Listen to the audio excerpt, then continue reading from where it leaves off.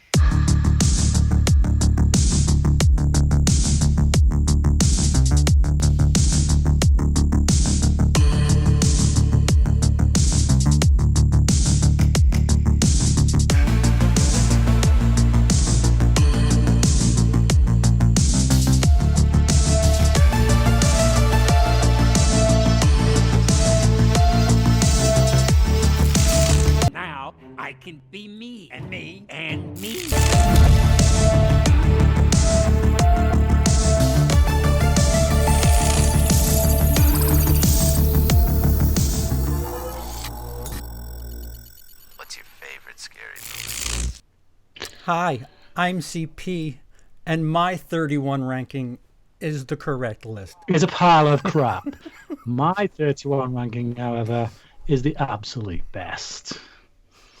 Hi, I'm Cody. This is my channel, and you'll agree with mine, or this stream will be over very quickly. What's going on, everybody? Happy Wednesday. Welcome back to the Autopstream. The boys are back in town to talk about 31 on 31. If you guys, for whatever reason, don't know what we're talking about, it's an event video that we do. It's going to be every single year for as long as we're on YouTube, but we've done it 2 years in a row now, where we pick horror franchises and we rank them against each other. All three of us had our lists out, released them on Halloween, and now we are here to talk about our group averages. So, CP, Excuse me. how are we doing tonight? I'm okay. How are you? I'm doing okay. It's a Wednesday. Okay. Brian, how are you? I'm good. Yeah, no, we totally have your attention. Oh, man. You're PG rated now. Hi. It's okay. He's kind of semi-asleep. Wife. Well, this is a great start. Yeah, maybe not have your headphones so close so that my words don't get heard. Yeah. So yes. No, I'm good. Looking forward to this chat. Yes, my wife will come and grab him in a bit. She just needs to do a few things because where I am, it's like bedtime for most people. So. You ready for the Texas Chainsaw Massacre fans to wake me up at number 9, right? All right. Pretty much. Just so you know, CP, got to give him credit. Me and Brian are a bunch of lazy fucks. We have done none of the production work on this video. So, got to give CP credit where credit is due. All of the production. Hey! I give damn good moral support. I'll have you know. I Absolutely. applaud him. I pat him on the proverbial back. What more do Brian's you blue want? thumbs in the chat are always a spirit lifter. Yeah, and I always leave 3 in That the time's tank. no good for me. That's Brian. That time's no good for me. Absolutely. What are our plans? No good. So yes, so obviously, I mean, CP always does the production on our streams and always does a great job. But we're going to be doing a lot on this one. He's compiled all of the averages. He's compiled all of the graphics, all the scores. So just want to give CP some credit and some thanks right off the gate for putting this together for us, because I've just been working and letting it just fuck it, we'll just go live. And Brian's just like, it's just math. So. It's just math. Just to explain people.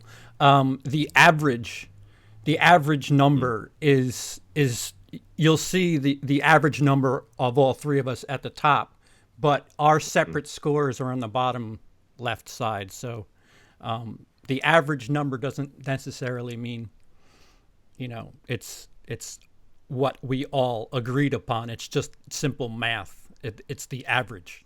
It's not like we got together and said, all right, together we'll say 20. It's just math.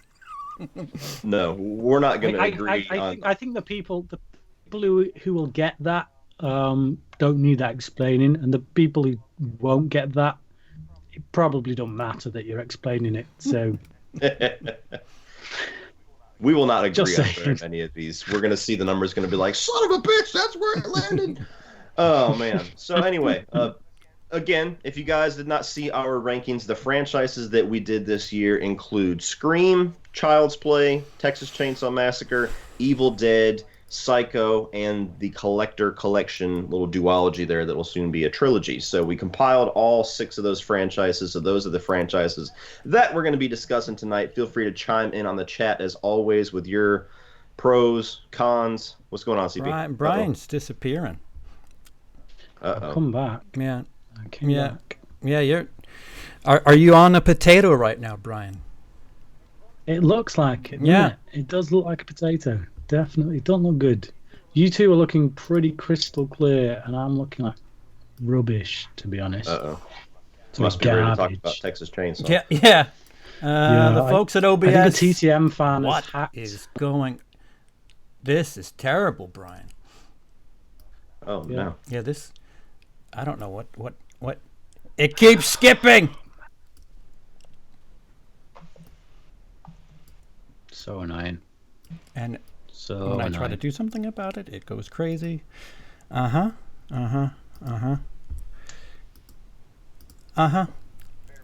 with us for a minute, guys, before we get started. Just want to make sure we get Brian taken care of. Brian. In the meantime, how's everybody doing in the chat? Now give it 45 seconds before anybody even hears me ask that question. As soon as they start answering, all right, we're starting. Brian, maybe I don't know, your video, you're potato-like and now have disappeared. Can you try turning your camera? Well, when you lose the kid, maybe turn your camera off and then back on again.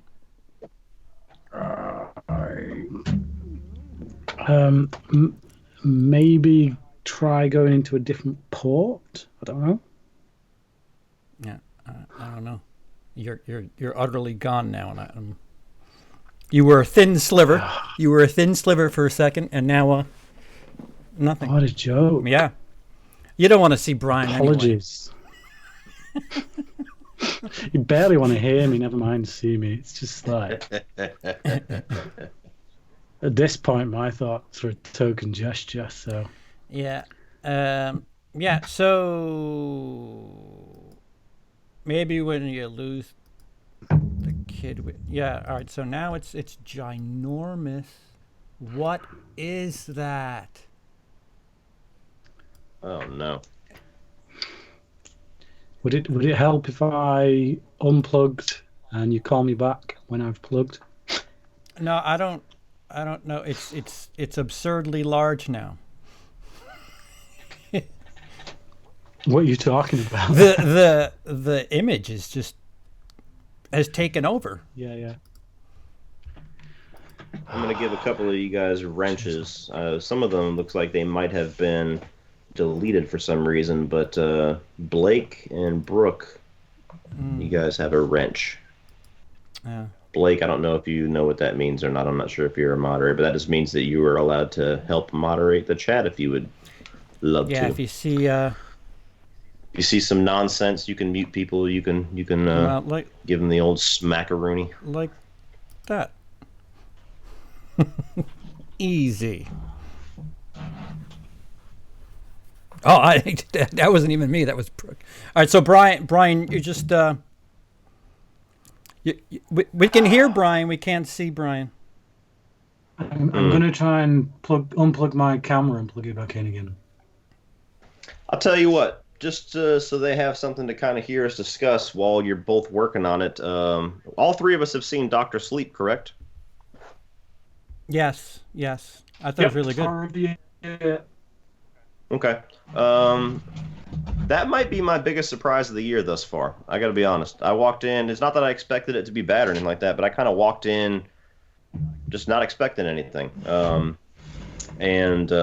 I love The Shining, obviously, but I wasn't quite sure what the story was going to be. I've never read the book. I didn't even really know the premise of the film, if it was going to resemble The Shining, if it was going to be something totally different.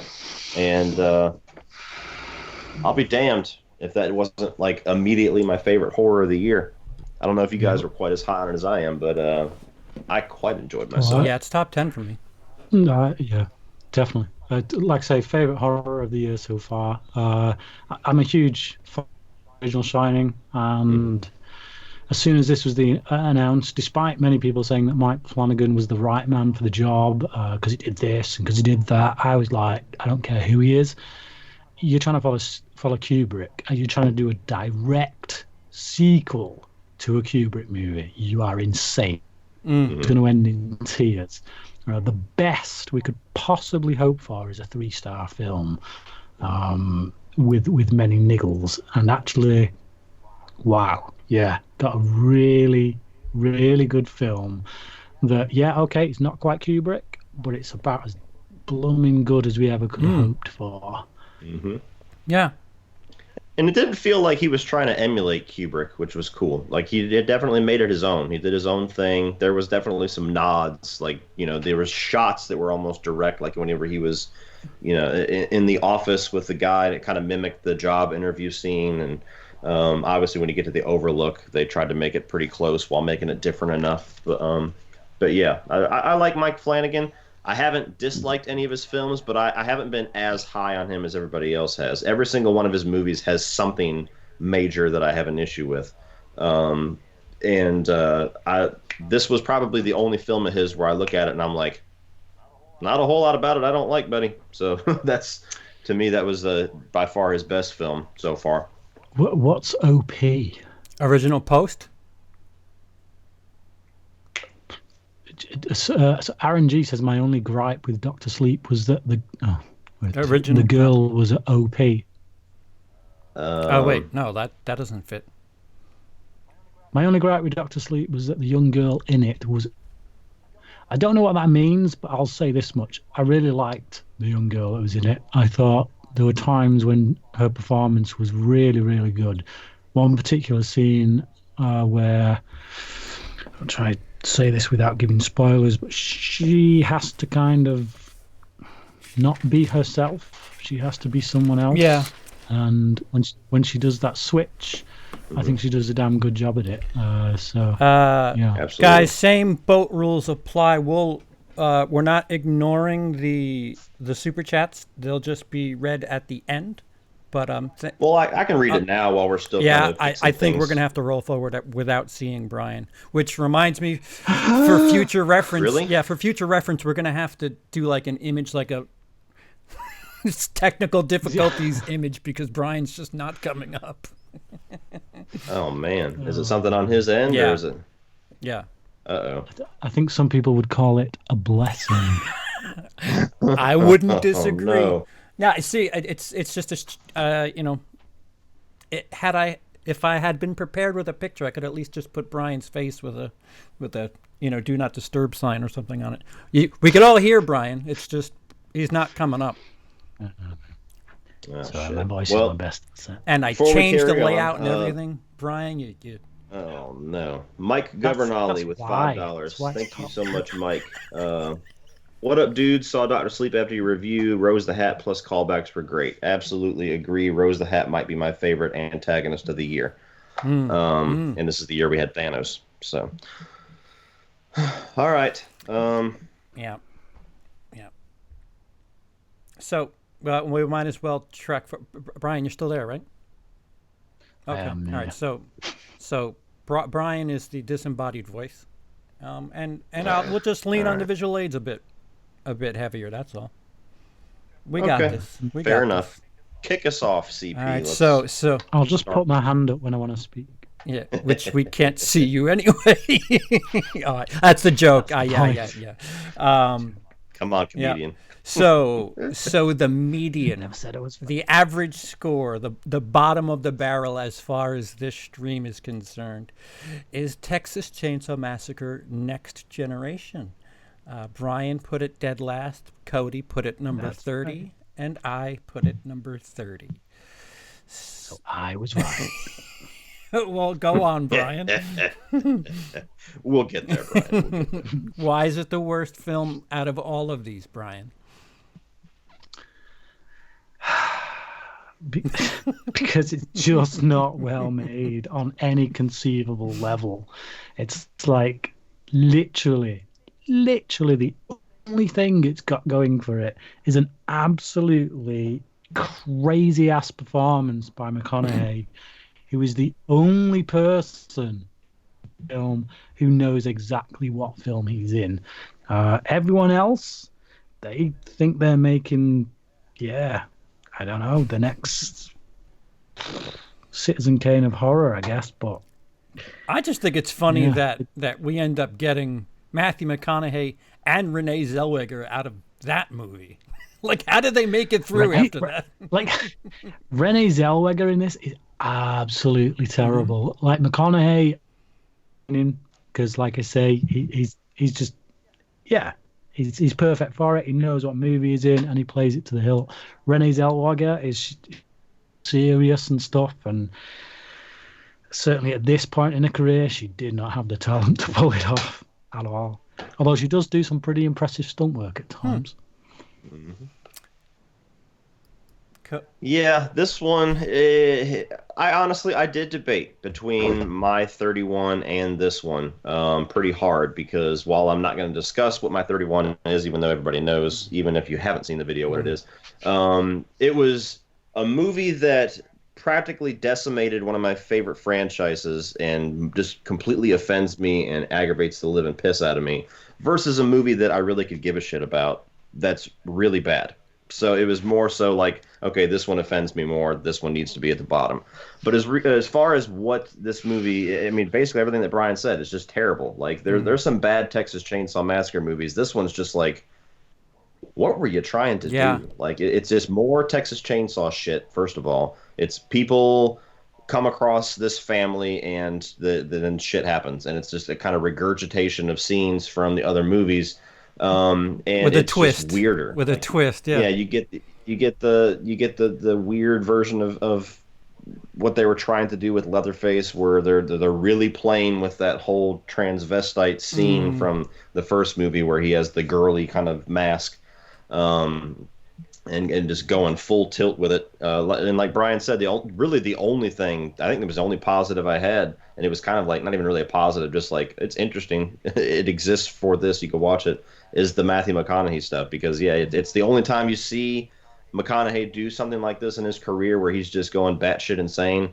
And but you could just watch YouTube clips of his scenes, and I've got a mind, and his getup where he had to have batteries for his leg harness thing, like what? What? And those government conspiracies that's keeping the family protected, and then you get, was it Sally Hardy? Is that her name? The survivor of the first movie just kind of wheels past for a second. Like, what the fuck was that? You just I didn't even know that was her. I literally didn't know who that was. I'm like, who is that? Upside down. So not only are you supposed to recognize who this person is, she's in it for like 2 seconds, and she's upside down, and you're supposed to go, oh yes, exactly who it is right now. But I don't, because she isn't. and she's upside down. Yeah. It's just, yeah. The other thing, you said that there was the transvestite stuff in the original as well. Faintly, it's not heavy. It's just a mask, really. She's like he takes like the mom role at the table. Yeah, that's what I mean. There's a difference between putting on someone's face that's like mental kind of Buffalo, not even Buffalo Bill, but yeah, just wacko stuff, and wearing a woman's clothes. That's a whole different gender identity thing. So yeah, in the fourth film that came out of nowhere. It was just, to me, it felt like, hey, Buffalo Bill was in Silence of the Lambs. That was pretty successful. Let's stick some of that in here. But I mentioned that in my 31. Yeah. And the worst thing you can do is, because what I did was binge these movies, and 3 is just so boring, and then you get to 4 after 3, and it's like, what is this? Why do these movies exist? And this might be one of the roughest franchises to try to do a marathon on, because even if you like it, the shit resets itself like every 5 time. times. So it's not even like it has a flow. Yeah. It's not like you watch a Nightmare on Elm Street marathon where you know there's some shit movies you're gonna have to sit through, but at least there's like a pendulum swing, and you travel along this weird little direction slowly. This one is just like, oh no, this film he's a psycho, and this film he's goofy, and this film I'm supposed to feel sorry for him, and this film he's a young guy that I'm supposed to figure out who he is, and in this film, and it's I watched all of these in the 2-month run up to 31 on 31, and I've got to say, I think they go some way to answering where my depression came from. The only continuity is the opening title, is that damn August 18th, 1973. That's the only thing that maintains throughout this series, and everything else is just like, well, try it this way this time. So that leads us to 30, which is Seed of Chucky, which you look at these numbers. Brian has it at 21. Oh yeah. And for Cody and That's right, bitches. It's 31. Haters gonna hate. oh yeah. Yes, so Brian's ridiculous score managed to average out 2 bottoms to make this number 30. Brian, why don't you sing this movie's praises, because yikes. Right. There's no praises to sing. It's a crap movie. But the thing is, it's going up against the Texas Chainsaw Massacre franchise. And I do not like the Texas Chainsaw Massacre franchise. I'm not entertained by it. And the films in this franchise that most people consider the best, i.e. the remake, I hate it because it's got absolutely nothing under its don't trust anybody. Veneer. Don't trust. That's what the remake is. Yeah, you're really stretching it there, mate. You're seriously. Not even the cops can help you. That is not a theme that is seriously being discussed in that film. What does Critters have to say? Critters has got a lot to say, actually. I haven't seen it. I was just about a family that is. We're talking Seed of Chucky. Oh yeah. Seed of Chucky. Anyway. Wait a minute. You'll have your chance to decimate Texas Chainsaw Massacre. Seed of Chucky. Why is it? Look. See, like I'm saying, Seed of Chucky ain't a good film. I've never said it's a good film. I've said it's entertaining. I laughed quite a few times in it. It's ridiculous. It's wacky. It's over the top. It's sometimes just completely off its tits. And that's the level I appreciate it on. I don't think it's a better made film than, say, Bride of Chucky or many of the others in the franchise. I just think it knows what it's trying to do. I can understand why a diehard fan of the franchise like Cody would be upset by it. But I wasn't a diehard fan of the franchise. I was a diehard fan of, always have been. The original Child's Play has been one of the first horror movies that I watched, and has always stuck with me, and I've always loved it. I've never been that bothered by the sequels. I've never felt a rush to go back to them. So watching them all recently for 31 and 31, I was like, yeah, you know what? I was entertained by that. It's stupid, but it's fun. Half the jokes don't work, but the other half get a bit of a chuckle out of me. So I went into it, remember, with just the biggest expectation of absolutely hating it, because all I'd ever heard about it was hate, hate, hate. So when I watched it and was mildly entertained, you can't blame me for thinking, you know what? I think I would much rather watch it again than any Texas Chainsaw film, because when I watch a Texas Chainsaw film, I want to slit my wrists.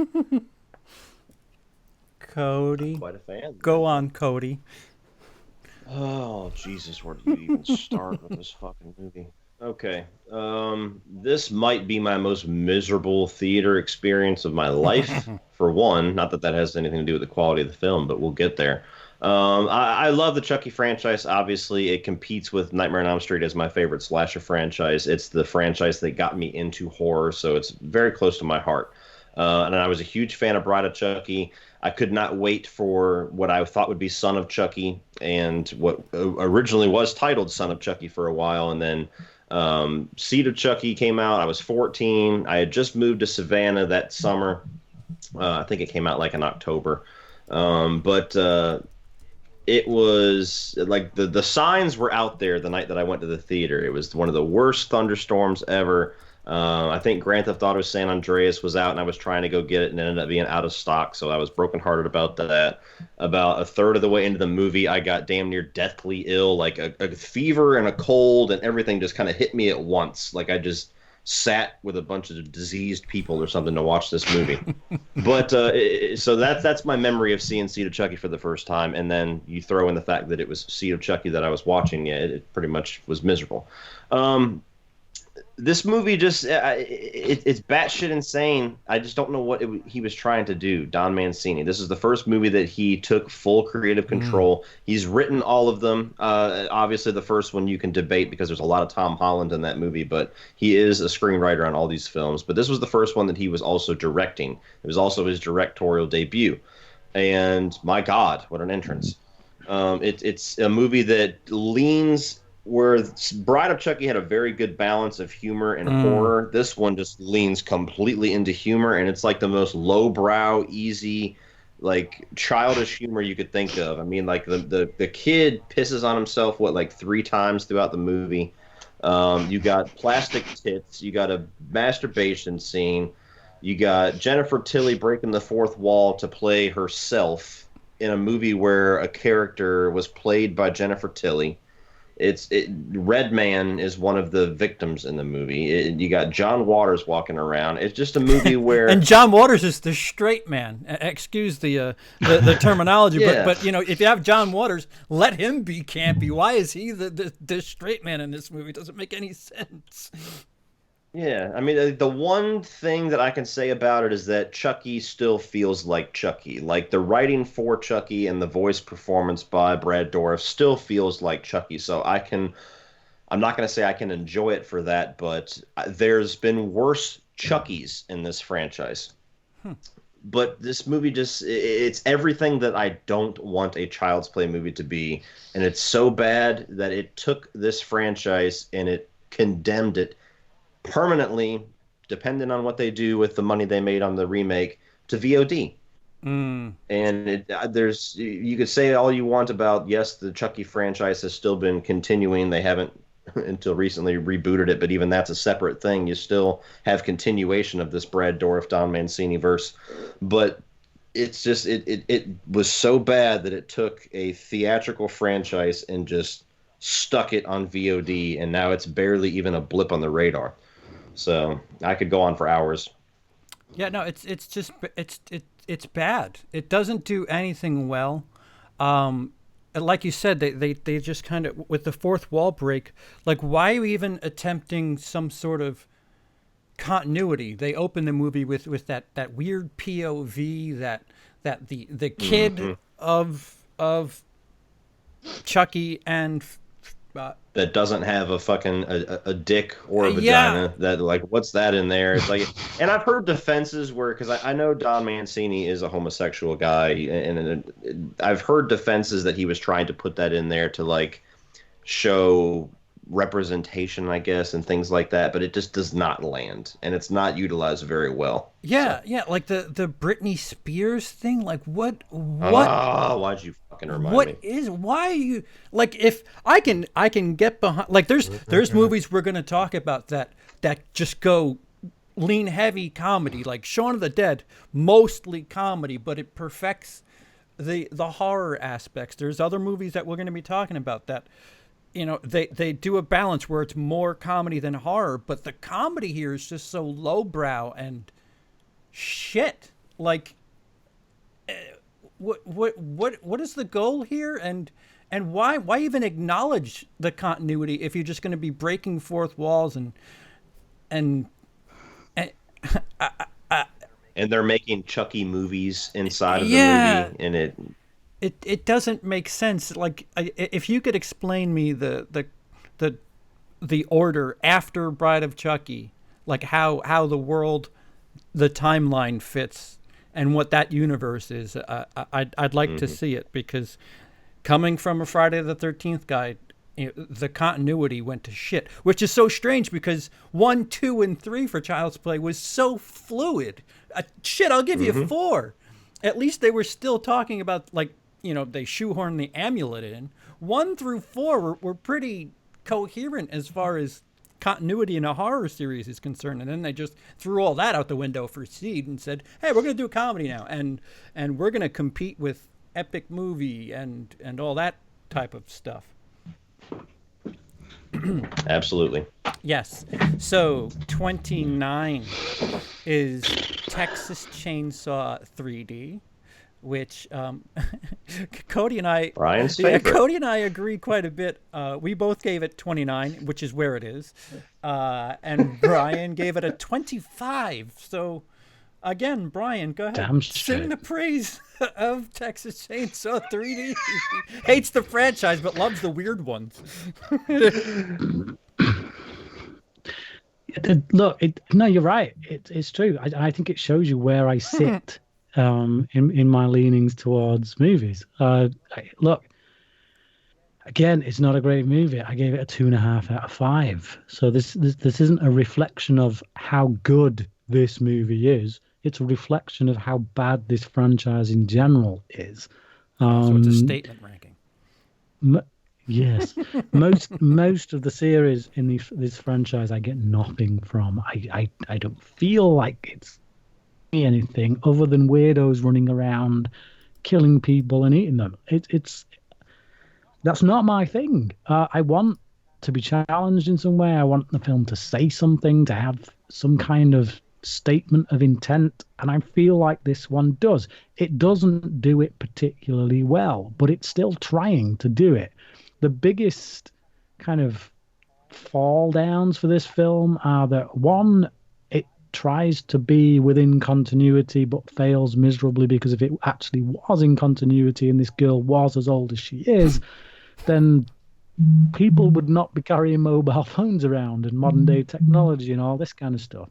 So yeah, in that regard, it fails. But if you look at it as a soft reboot kind of thing, then okay, let that slide, get on board with it. And the other thing where it fails is the ending. The big, the whole point of the film really is blood is thicker than water. It's all about how this woman comes to learn about her family, and as degenerate as they are, she in some way sympathizes with them enough to become like them.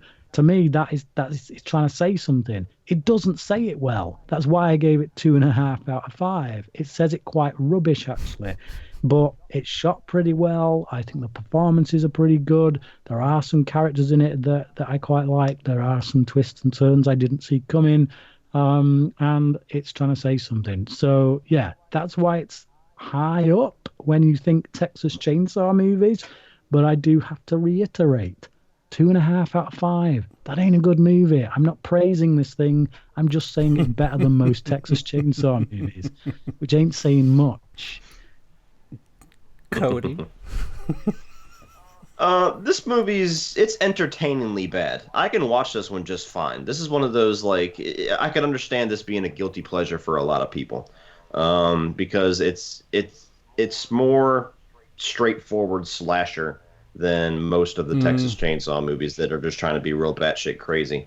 But yeah, everything that Brian said, like, it's just the level of incompetence, the way this movie was handled is just staggering. Like, the whole timeline thing is just like how the fuck did this happen? Like, you go so far in your effort to tag on a entire intro massacre scene, to, no pun intended, to make sure that you directly follow the original, because, you know, we're the true sequel to the original.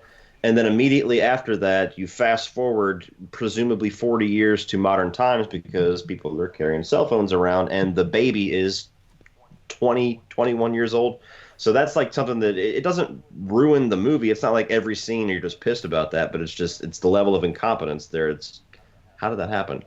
Beyond that, I don't really like the angle of making Leatherface an anti-hero, or kind of like a misunderstood good guy at the end. I know what they were trying to do, just do something different, but it's just like, why? If you have a horror icon, they're a horror icon because they're a killer. They're not a horror icon unless you're Ash, because they're doing good. Most of the actors, I think Alexandra Daddario does pretty good. I like her, but most of the other actors I could take or leave. A lot of really cringy lines in this. Welcome to Texas, motherfucker's a bad one. The one that everybody always quotes. Yeah, do your thing, cuz.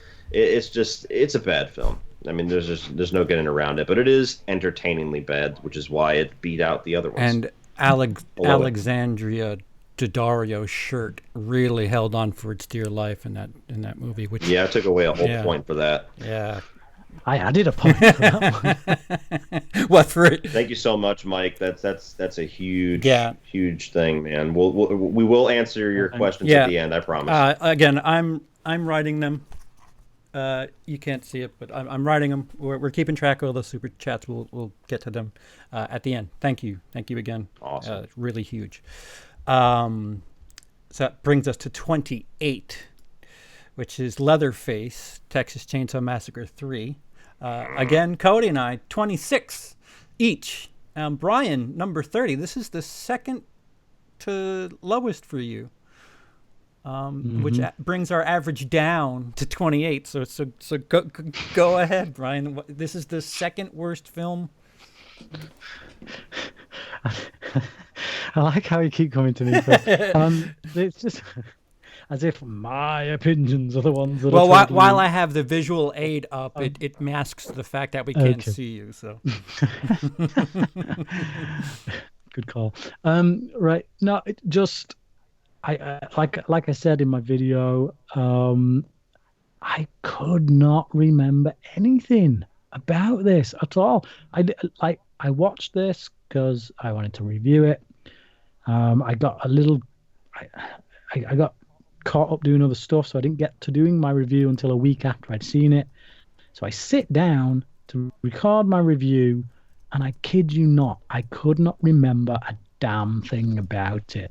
Are we talking about Leatherface or Texas Chainsaw 3? Texas Chainsaw 3. Texas Chainsaw 3. Okay. That's why I was confused. I was like, I thought Brian had a lot of thoughts about that one. Go ahead, I'm sorry. Because what would be more stupid than naming Texas Chainsaw. Something the same title twice? Yeah. Which one? Which Halloween are we talking about? Yeah. So it's just, so I'm sat there, I'm about to record my review, and I'm like, my goodness, seriously, mine's gone blank. And I had to go to Wikipedia and literally read the whole plot synopsis. I'd seen this like a week prior to doing this. I had to read the whole plot synopsis, and as I'm reading it, I'm like, oh yeah, that happened. Oh yeah, that happened. Seriously, but just boring. It's like it made no impression on me at all. No impact.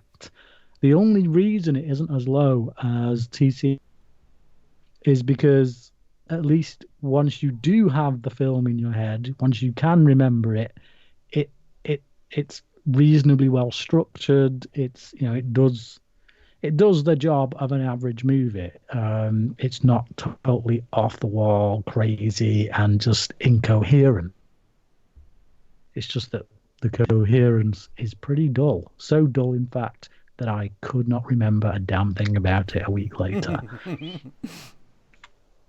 Yeah. Boring. It's the most bland, uninspired, forgettable, uninteresting Texas Chainsaw stuff that you're going to get in the franchise. It's not the worst, but it's by far the most like, okay, I've seen all that. Unnoteworthy. Just Yeah. that happened. The trailer to this movie is more memorable than the movie That's itself. all you need to see. Mm-hmm. Yeah, Brian pretty well nailed it. So 27 is Leatherface. Also titled Leatherface. Deja the vu. most recent version, which Brian had it ranked 29. Cody had it ranked 24. And I had it ranked 28. The group average brings us here to 27. Brian? It's a film that plays as a mystery. Oh, yeah. Ooh, who could it be? It plays as a mystery. Ooh, who could it be? But there's no mystery. And yet, you shouldn't know that the guy who turns out to be Leatherface is the guy who turns out to be Leatherface. Because he is not even remotely believable as someone who would as Leatherface. Still home at the beginning, but the dude can talk, you know? He can hold his own. He's got some kind of intellectual thought. We're supposed to buy that this guy goes from this to being a complete inbred, grunting man-child. You know, it's like, no, that it doesn't work like that. People like that are like that from birth, and they're probably treated very ill as children, which is why they never progress past that. You don't start as an intellectual and digress to. So, and yet, despite the mystery of that, I knew all along this is the guy who's going to turn into Leatherface. So it makes no sense on any conceivable level at all.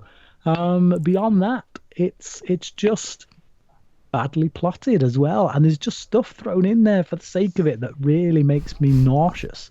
The whole sex scene with a corpse is just like, I mean, I can't believe I've just said that.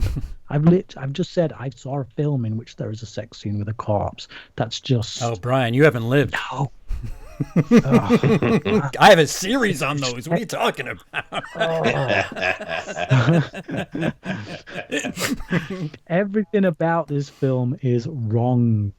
Yeah, do you think it's mildly offensive that they throw the heavyset guy in there as like a swerve? Mm-hmm. Like, ooh, this has got to be him because he's got the stature and whatever. To me, it was the most obvious red herring that I've seen in a mystery type film. With that being said, I actually kind of dug this one. But granted, I haven't rewatched it in quite a while, but I saw this around the same time that I saw Seed of Chucky. So this one I was like, oh, that's much better. But or not Seed of Chucky, Cult of Chucky. Sorry, not Seed of Chucky. But anyway, Leatherface. What I liked about it was that it did try to do something different. And to me, I dug what it did. I dug the whole mystery aspect to it. They didn't do the mystery very well, but I still, along for the ride, I dug it. I thought Stephen Dorff was really good. I forget her name, but the actress that plays the mother, I thought she did very good. Even the four main people who were kind of like your, suspects, if you will, I thought all did pretty good. I liked the small, subtle connective tissue to the original film, like when it shows them when they're kids. And you see, I believe, Chop Toppin', the hitchhiker, and the cook, and just nice little things that they don't necessarily lean on. Because you guys know I don't really care for prequels very much, but this one doesn't really lean on all of the winks and nods to the other films like so many prequels do. It's a prequel that goes in its own direction, which I dug. But yeah, the gore is pretty killer in this one. But yeah, the main negative for me was just if you're going to be a mystery, you did it pretty poorly because I think one of the four was a female, so you can go ahead and just negate her.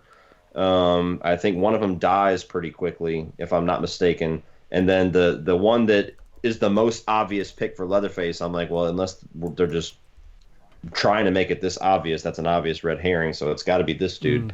But I dug it. That this, if I'm not mistaken, in my 31 on 31 from here, this was the okay. I like these movies from here on out marker. I could be wrong, but I dug it.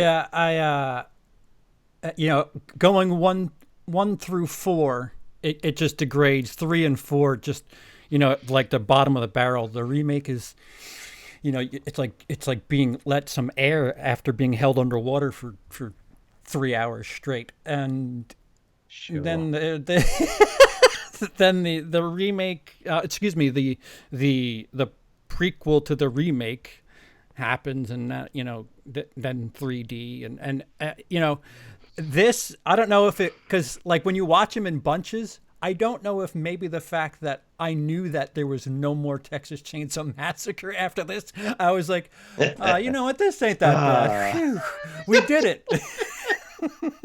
like I knew there was nothing left, and it was like, all right, what do you got for me?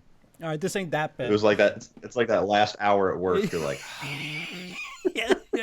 TPS reports, I'm going to be done in 48 minutes anyway. That's fine. So yeah, it welcome surprise, a little ill executed, but there's been worse. So 26 is Cult of Chucky, which again, Cody and I, 27 each. Brian, 23. Brian, oh, wait a minute. Ooh. Wait a minute. Do we have progress? Oh. Your camera came back what? on, Brian, so we're... Yeah. Did it? We'll go on, talk about Cult of Chucky. I'll start this one. The second time that Don Mancini ripped my fucking heart out and stomped on it. He did a great job at bringing back my faith with Curse of Chucky, which we'll get to. And I was very highly anticipating this one because I was so impressed with the level of quality we got out of what I would have assumed on paper. The first VOD Chucky movie by the guy that directed and wrote Seed of Chucky was pretty damn good. You get to Cult of Chucky, and it's like he just didn't get all the Seed of Chucky out of his system yet.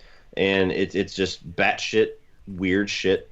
And you have this whole angle where there's now multiple Chuckies. He can inhabit anything, both inanimate object and human, with just by saying 3-4 words now, which kind of negates the entire premise, struggle, drama of the entire franchise and kind of makes it a bit of a joke. Again, you've got self-referential humor coming back that doesn't need to be there. Jennifer Tilly, is defensive as she likes to get over this franchise, she is horrendous in this movie. And she's literally only there just because it's her. I didn't even think that Fiona Dorff was very well utilized. I think that she's a very good actress and she was really good in Curse, but even her character was just kind of there in this movie. The gore is there. The kills are pretty good. One of them's recycled. I kind of like the way that it was shot to a certain degree when they're in, the white, very pale, sterile hospital. It was a different little vibe for a Chucky movie, but story-wise, it takes you in a direction that I never wanted to go, and it leaves you in a place where I have no idea how you could ever follow that. So it's a movie that, and this is to me the worst Chucky that we get in the entire franchise. I'll take the Chucky in Seed of Chucky over this. To me, this was a very lazy, uninspired written Chucky. Like the one-liners, the jokes, they just felt so forced, and they didn't feel natural at all. And it just, I can't even have that in this movie. I can't even have great Chucky stuff. So, not a fan of this one. Yeah. All right. So we could see you, Brian, now. So there's that. Awesome. Thank you for dealing with this, everybody. As you can tell, I don't know if you could tell from before, Brian, Skype doesn't like to cooperate sometimes. I don't think it was anything but Skype, because he's crystal clear now too. So, I think it's my internet, to be honest. It's pretty. I think Skype, just a bunch of Texas Chainsaw Massacre fans, and they're like, yeah, no, we're not going to have this guy on while he's talking shit. Yeah, Cult. Again, a bad timeline that just gets worse. Like I don't know how they corrected themselves from Seed to Curse. Like, if you asked me at the end of Seed what would happen to this franchise, I'd say, I don't know, they're going to space next. And they don't. They make this great little contained house movie with Curse of Chucky, and sure, it gets a little tipsy towards the end, but this is just out there. I get Don Mancini trying to be a little stylized with the cinematography and the lack of color and all the white, lots of white. The homages to One Flew Over the Cuckoo's Nest. Brian, I just sent you a picture. No, not to go ahead, CP, but just take a look. I didn't mean to talk while you guys were sending mail to each other. But yeah, you're supposed to send me them in private. But yeah, it's it just falls off the rails. Like I don't know how you course correct from Seed to Curse and then go right back off the rails again in Cult. Like he can control. Like the whole thing was him getting control of one body. Now he can just do it with anything, any doll, any human. Like he's just anywhere now. Now where are you gonna go with that? Because it just doesn't. There's nothing left for him to do. Yeah, exactly. I don't know how you follow it. Supposedly, I guess they're going to in a TV series, but where the fuck can you go from here? Brian, at least we agree on this one. What do you think? Yeah, I mean, so saw Cult when it first came out. I hadn't yet seen Bride, Seed, or Curse. So I watched it and I kind of liked it. But it was one of those situations where, as I'm watching it, I'm like, this bit here is either going to be really bad, depending on what came in those other three films, or really good, depending on what came in those first three films. And so I was kind of on the fence, but I liked it. I enjoyed it. And then, obviously, doing the 31 list, I went back and I watched all of the Child's Play movies. And then it came to Cult again, and I was like, right. Okay. This is bad. Yeah, it's that continuity thing. Basically, Don Mancini, he just wakes up whatever morning and decides this is what I want to do and does it. You know, continuity be damned. It's just, if he's got a feeling in his bones, he goes with that feeling. And I just wish that he got the Curse feeling a bit more in his bones than whatever feeling this is. There's that old saying that if you can't beat him, join about the mother. Oh, true. About the mother of invention. You know, about how essentially not having the resources is the mother of invention, because you're forced to get creative.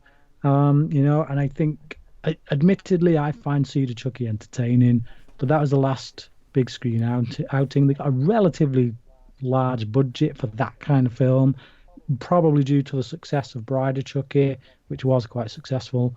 And that's when he went off the rails, by most people's reckoning.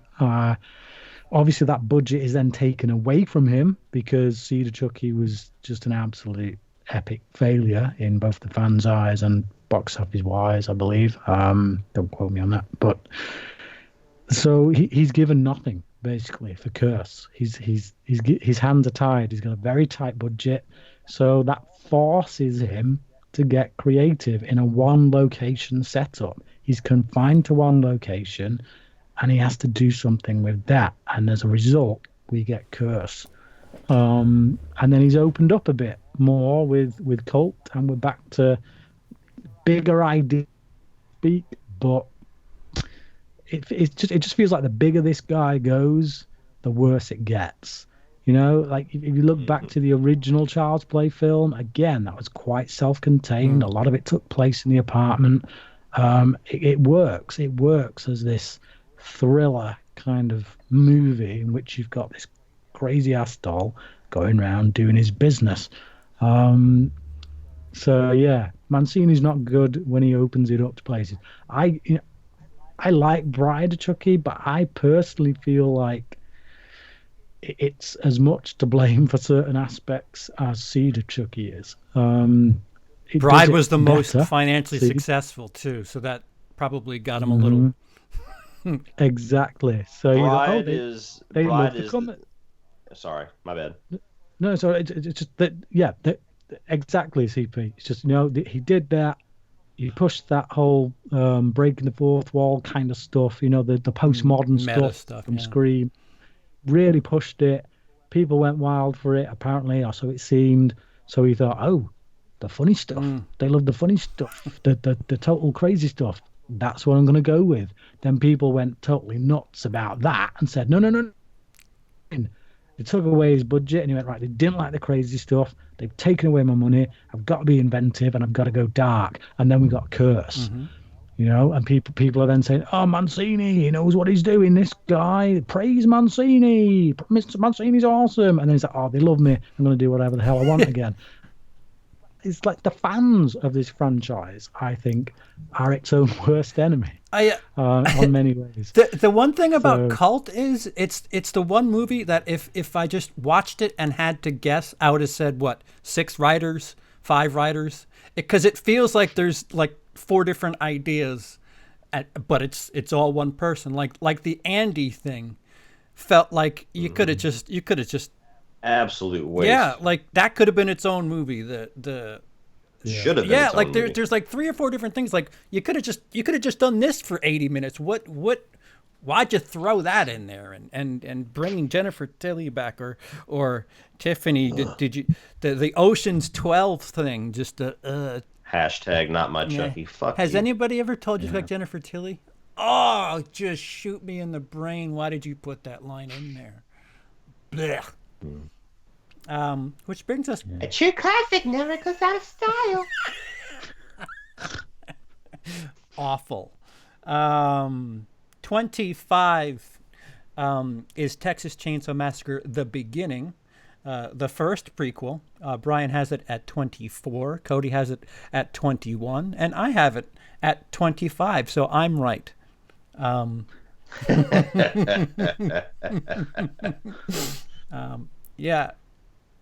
Prequel to the remake Texas Chainsaw Massacre.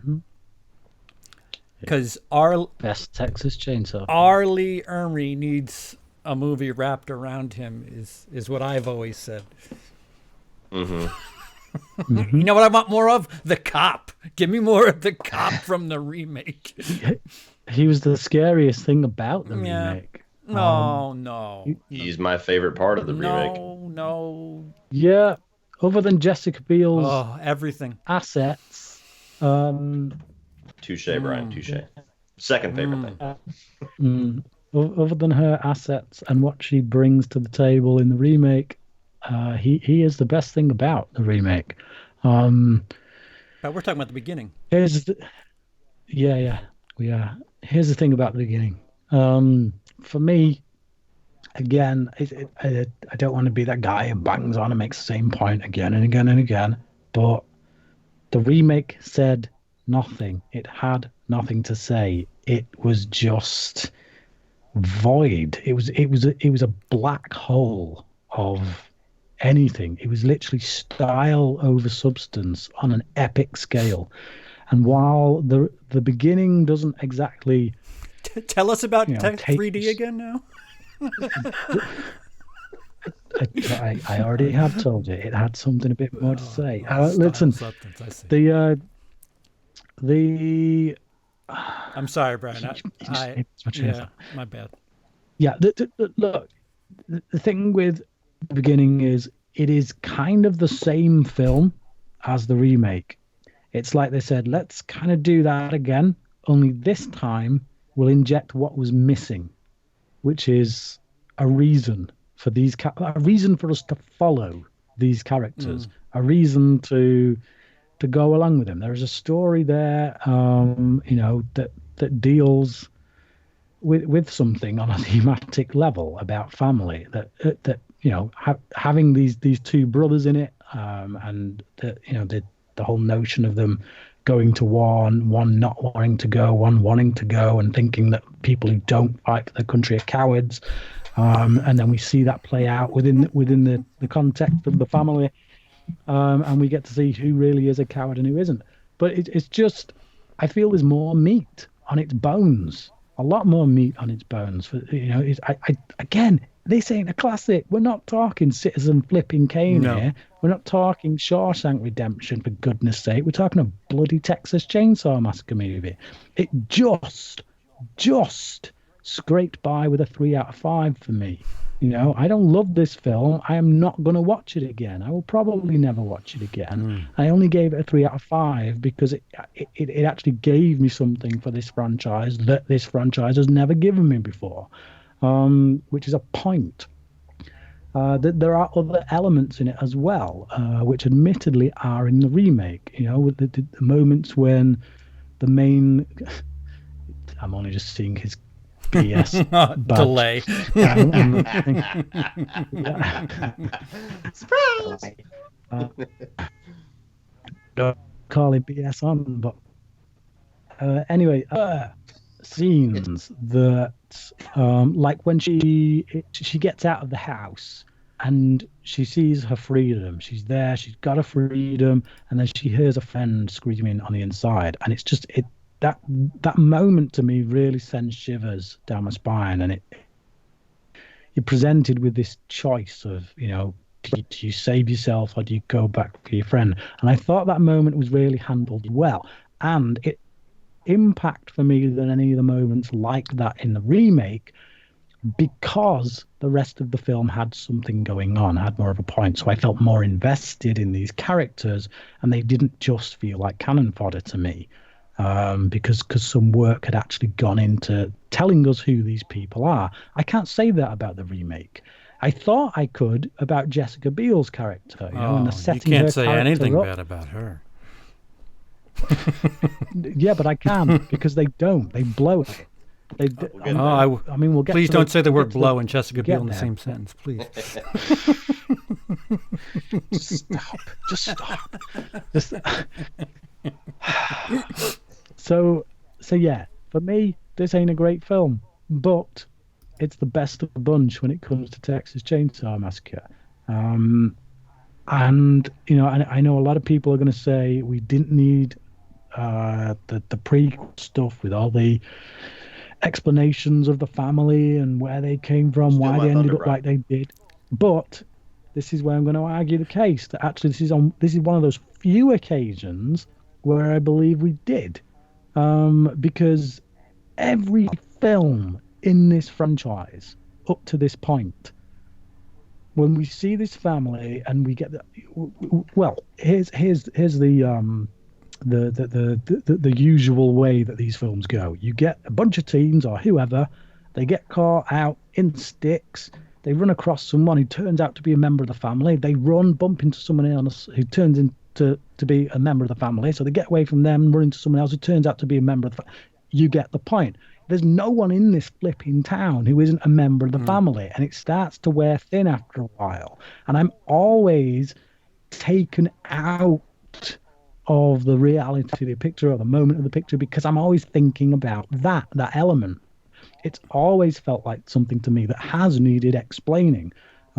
Because I can never quite go along for the ride. The fact that they explain it here to me has value. It actually makes the rest of the film work, so that when they do go running off and bump into someone, you now know that, yeah, actually there's no point running. And it makes the idea of them running seem even scarier, because you're never going to get away from these guys. They are the town. There is no one else in the town who isn't them.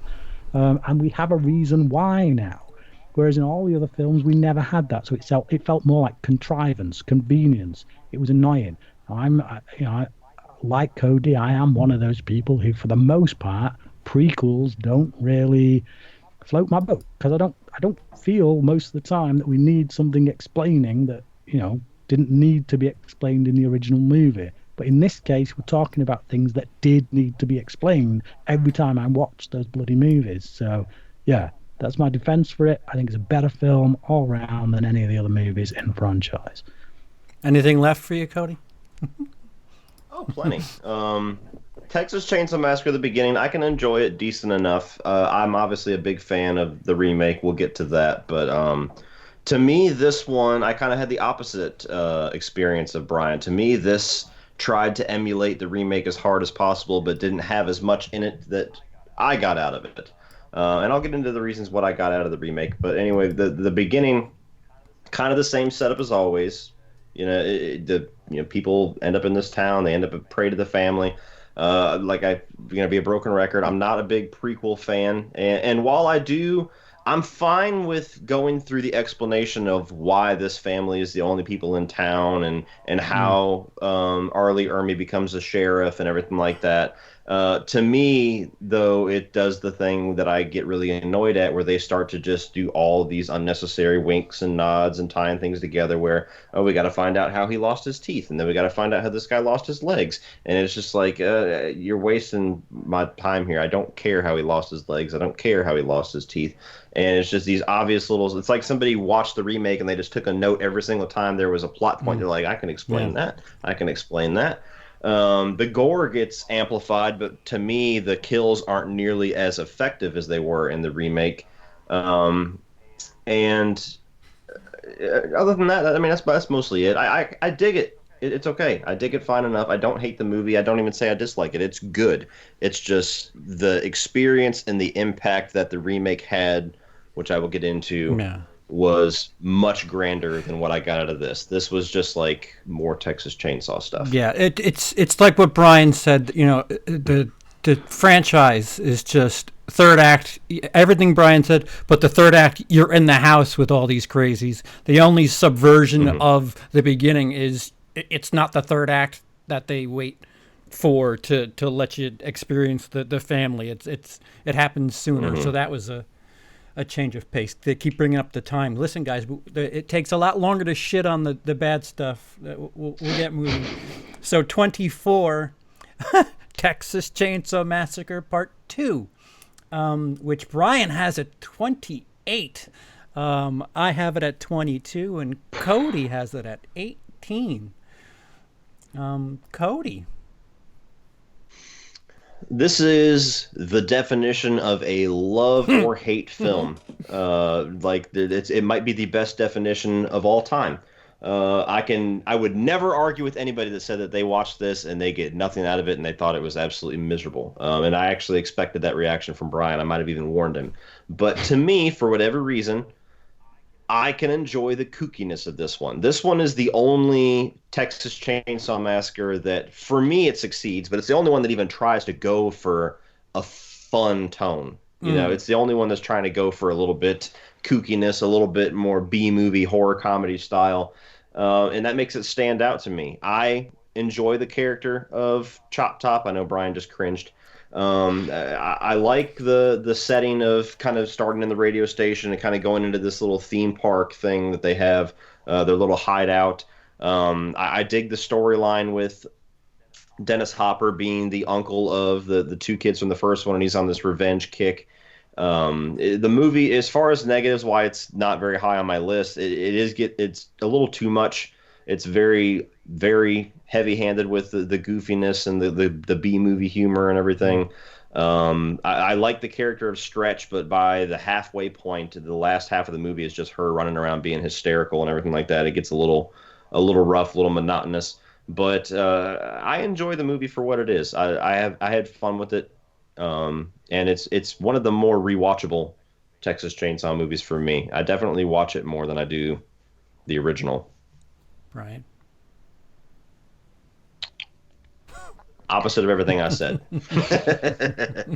Yeah, I just, oh man, alive. You've got Dennis Hopper, who was a big name at the time. This isn't a Matthew McConaughey, Renee Zellweger situation where they were making their debuts. This is a dude that they've probably given the biggest paycheck to get on this film. That, you know, he is the poster in some places. You look at, you know, DVD cover and that. It's just him. It's just Dennis Hopper. You know, they set the character up pretty nicely, I think. I kind of get good vibe from the guy. I want to see him go up against the family. And then he disappears. He's gone. He's gone for much of the movie. To him now and again hacking up wood rather badly. He's got to test out the chainsaws, which one he wants to buy. That goes on for some time.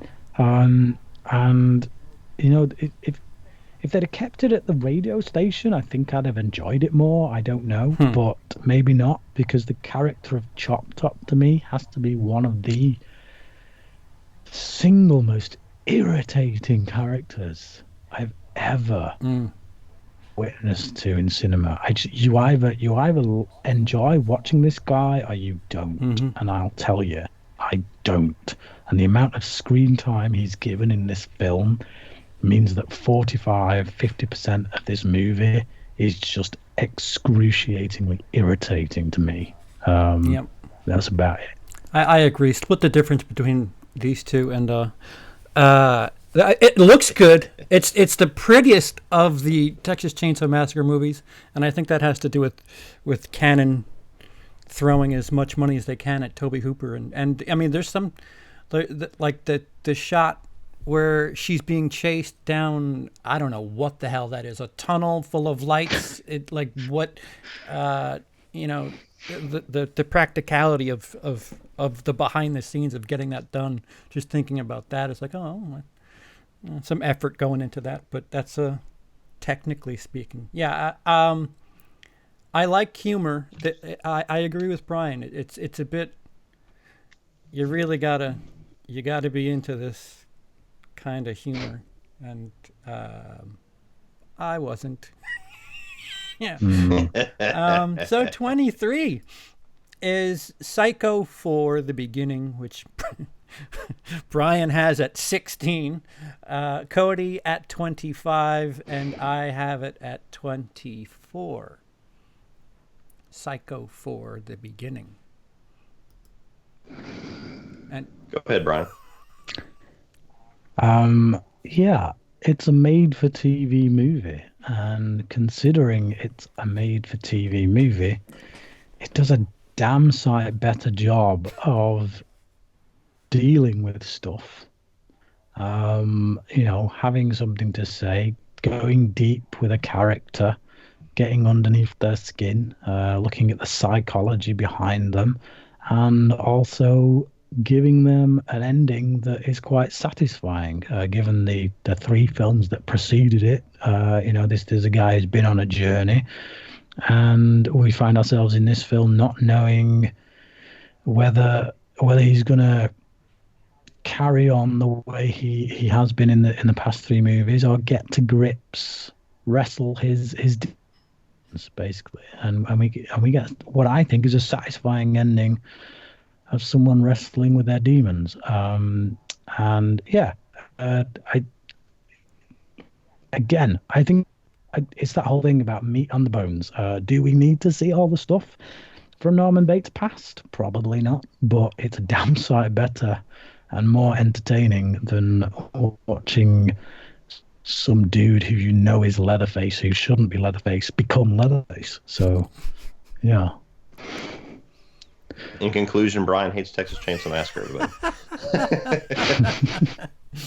Psycho 4, like, it's if you think about what the movie is, if you write it out on paper, okay, the fourth Psycho movie, direct to Showtime, half prequel, half sequel, it sounds like what is undoubtedly going to be the biggest train wreck of the franchise. And it's not even close to that. It's actually, it's decent. It's a lot better than you'd expect it to be. The same thing I say, prequel, not really for me. That entire section of the film I can pretty much do without. I get a kick out of Olivia Hussey for the same reason I get a kick out of the Texas Chainsaw Massacre 2 stuff, but I think that she's equally as love or hate. But I also just like her as an actress, so seeing her, I'm kind of like, oh, it's her. Um, Other than that, I don't think that the dude from E.T. is, in my opinion, very good as Norman, especially when he's in the same film as Anthony Perkins. I like the storyline on the sequel side of things with Anthony Perkins, but he's relegated to just being on a phone, so it's definitely the least exciting part of the film. But I do agree that it leaves it in a good place. It's a good ending for the character. It's a nice place to kind of wrap up his story with, and it's a satisfying ending. I also feel like it's a little unclear. I know me and Brian debated this, but it's a little unclear for me when I watch it if it's just trying to be a direct sequel to Psycho or if it does acknowledge 2 and 3 quite a bit because of where he met his wife after he left the asylum. Did he go to the asylum again after 3? That's where I kind of get a little bit confused with it. But I enjoy it decent enough. I think this was the movie on my list where I'm like, okay, from here on out, these are all pretty good. But it's not a very rewatchable movie for me. I feel like when you see him stroking his mother's arm in the back of the car at the end of Psycho 3, it's pretty clear where he's heading. Mm-hmm. So I think it doesn't give you the specifics, but that's because it leaves it to you, and I think you can perfectly take this as a sequel to 3, and there's no trouble with that at all. There's nothing to contradict that, I would say. Yeah, there's just for every reason we all kind of crap on prequels. It's just stuff that the original. I think Psycho the beginning takes away from the original Psycho. The stories about the mother and then experiencing it in that fashion kind of take away from the power of his stories in the original Psycho or the stories that throughout the movie. And as somebody who really wants a Friday the 13th prequel, stuff like this makes me think, oh yeah, no, maybe not. Yeah. I think you need that stuff though, because it like in this, because the film is a discussion about what creates the monster. Is it genetics? Is it, nature versus nurture? Why do so many people want to fuck Norman Bates? That's my question. I'll agree with you on that one. It's a Ted Bundy fact. If they don't make us sympathize with Norman in this, then he doesn't earn his ending. He doesn't get to earn that wrestling with the demons. We have to come down on the side of nurture, not nature. And that's the whole reason why they put in this subplot about him having a baby, and he doesn't want it because he's been led to believe that it is nature, and the film says actually no, it's not, it's nurture. You can debate whether it's right for a film to come down on a particular position, but that's the position it comes on or seems to come down on. And I like it for that. But like I say, you wouldn't earn that. You wouldn't get to really dissect that or make that point without showing that stuff with the mother. Number 22. Hey, we're back. Which Brian has at 26. Cody has at 20. And I have at 16. The original Texas Chainsaw Massacre. Still talking about these. I think this might be it. No, right. We still have the big one. Mm-hmm. I might have given it some legacy points at 16. So I did when I reviewed it and I ranked it the first time, but this is one of those movies where every time that I watch it, I get something a little bit different out of it. Sometimes I'll watch it and I can appreciate it. Sometimes I'll watch it and I'm just like, I just don't enjoy this movie. It's you can't take away the legacy. You can't take away the importance. You can't take away the influence. You can't take away how gripping this must have been in 1974. Watching it now, doesn't really do it a whole lot for me. I still respect it. It's one of those movies, like one of my phrases, I respect it more than or I appreciate it more than I Right. enjoy it. It's gripping, it's brutal, it's definitely raw and grimy, and it definitely nails all of that it's going for. But in the movie, I think is intended for you to kind of be miserable for 90 minutes, but it's just a movie that I don't enjoy being miserable for 90 minutes, so I don't really have the desire to watch it very often. It's just okay. I've seen people get brutalized for 90 minutes. Cool. Yeah. And I know we all love slashers, so that's kind of funny to say that. It might sound a little hypocritical, but it's different. It's different. Yeah. I don't know how else to say Yeah, it. the easiest version of Leatherface to go down too. Like, oh, okay, he's just a madman in a whacked out family. Okay, they're not trying to make him. They're not trying to make you feel anything for him. Just be afraid of this guy. That's all. This family's nuts. This guy's their rabid dog, and it's shot on a potato. Yeah. Brian. But yeah, everything Cody said. I look at it and I understand why it's got the reputation it has. It's a white knuckle ride. It's a roller coaster ride. But I don't like roller coasters, and I don't. I hate fun. I hate fun. Yeah. No, I don't. Yeah. But just like you said, it's 90 minutes of people being terrorized, and I like to come up for air every now and again. You don't get to come up for air. Don't interest me. I recognize there are a lot of political statements in there for the time. A lot of referencing with how the state that America was in after the Vietnam War and things like that. But I mean, I might have related to it more back then if, one, I was American, and two, I had any part to play in the Vietnam War, but I didn't. So right now, watching it in today's context, it's just a lot of people getting butchered in a house for 90 minutes, and that doesn't interest me. Brian, I want you to watch Solo and tell me what you think of it, because Never gonna. 21 is how did this happen? The Psycho remake, which Brian has at 12, I have at 18, and Cody has at 28. This might be the most widely disparaging contrasts between our rankings. I'm going to agree with most of what you guys say. The reason why it's so much lower for me, and this is all I'll say on it, is that I take away a lot of points for just copy and paste. I will always just watch the original. So to me, I fall on the end of the debate with this, despite saying that it is not nearly as bad as a movie as people try to make it out to be. It's actually quite good in some aspects, especially some of the characters and the performances and the way that it's directed. But for me, if I'm never going to watch this movie because there is a much better version of the exact same thing, then you deserve to go towards the bottom of the list. That's my piece on it. Yeah, I would say if somebody, I mean, you have more chance of it now. Emily, who's born in the 90s, if Emily saw the 1998 version of Psycho first and then watched the 1960 version, what must you think? Like, oh, it's just like that one I watched in color. It's just like, maybe this is sacrilege to say this, but like 12 Angry Men, the 1997 remake, is essentially the same movie, but it's good. It's just the same thing, but good, and in color. There's little differences. There's little differences.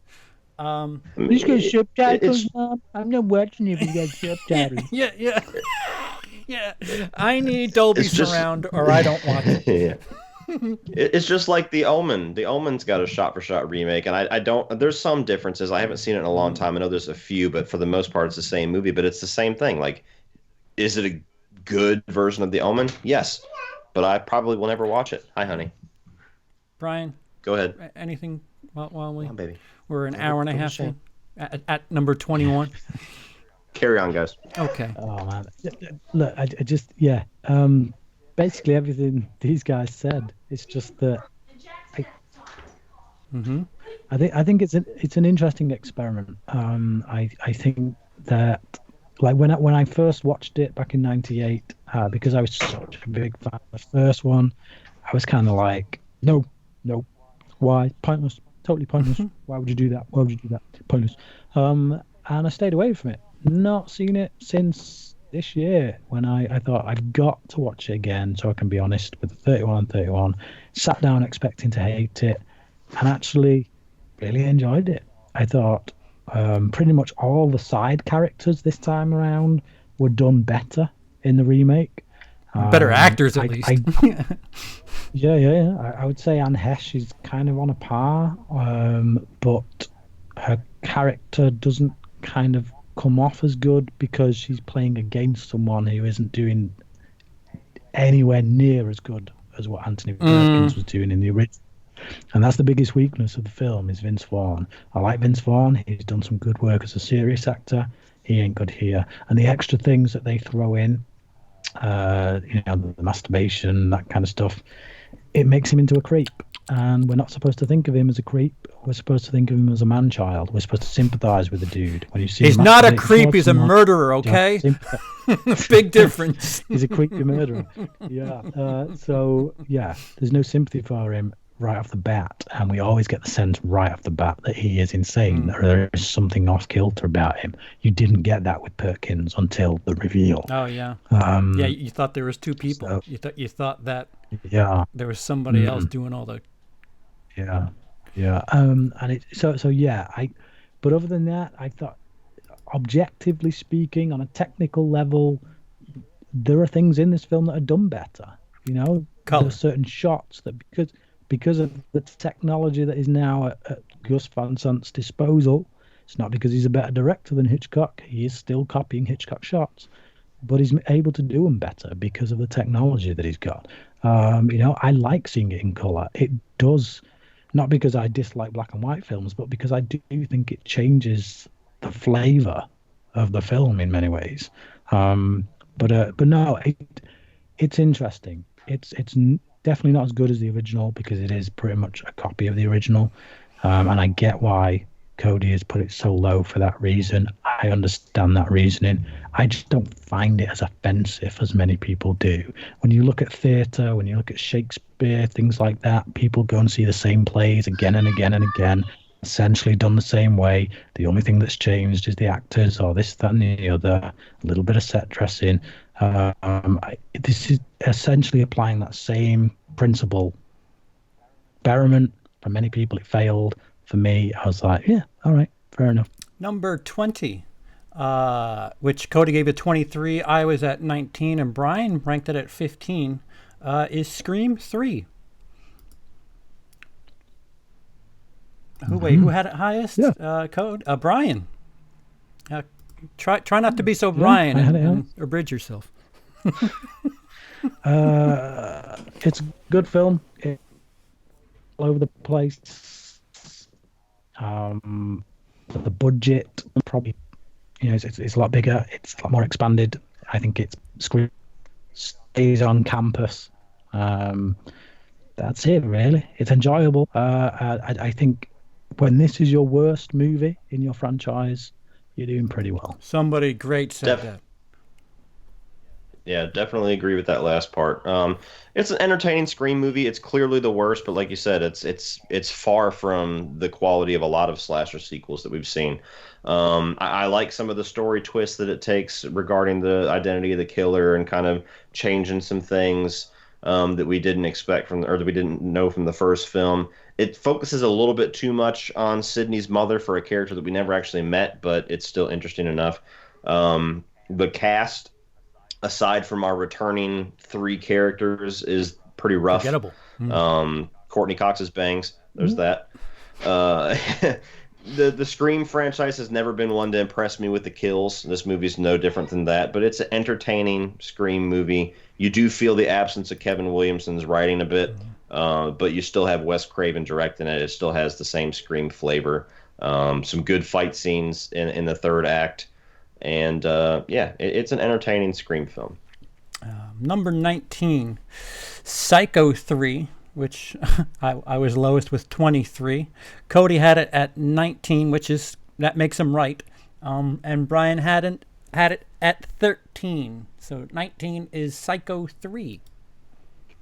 Cody, you're right. Psycho 3 is an entertaining Psycho movie, but it's kind of like they tried to follow the template and the vibe and the feel of Psycho 2, and they really don't stick the landing at all story-wise. They set up a lot of very interesting things and don't really land any of them. Predominantly the storyline regarding this nun that comes out of nowhere who's suicidal and has a loss of faith and a crisis, and you have these questions throughout the first two acts about where is this going to go? Is this going to be really interesting how somebody with the psyche of Norman Bates and the psyche of this woman and where she's at, where is that going to, where's that going to converge in the third act? Oh, she just falls down the stairs and dies.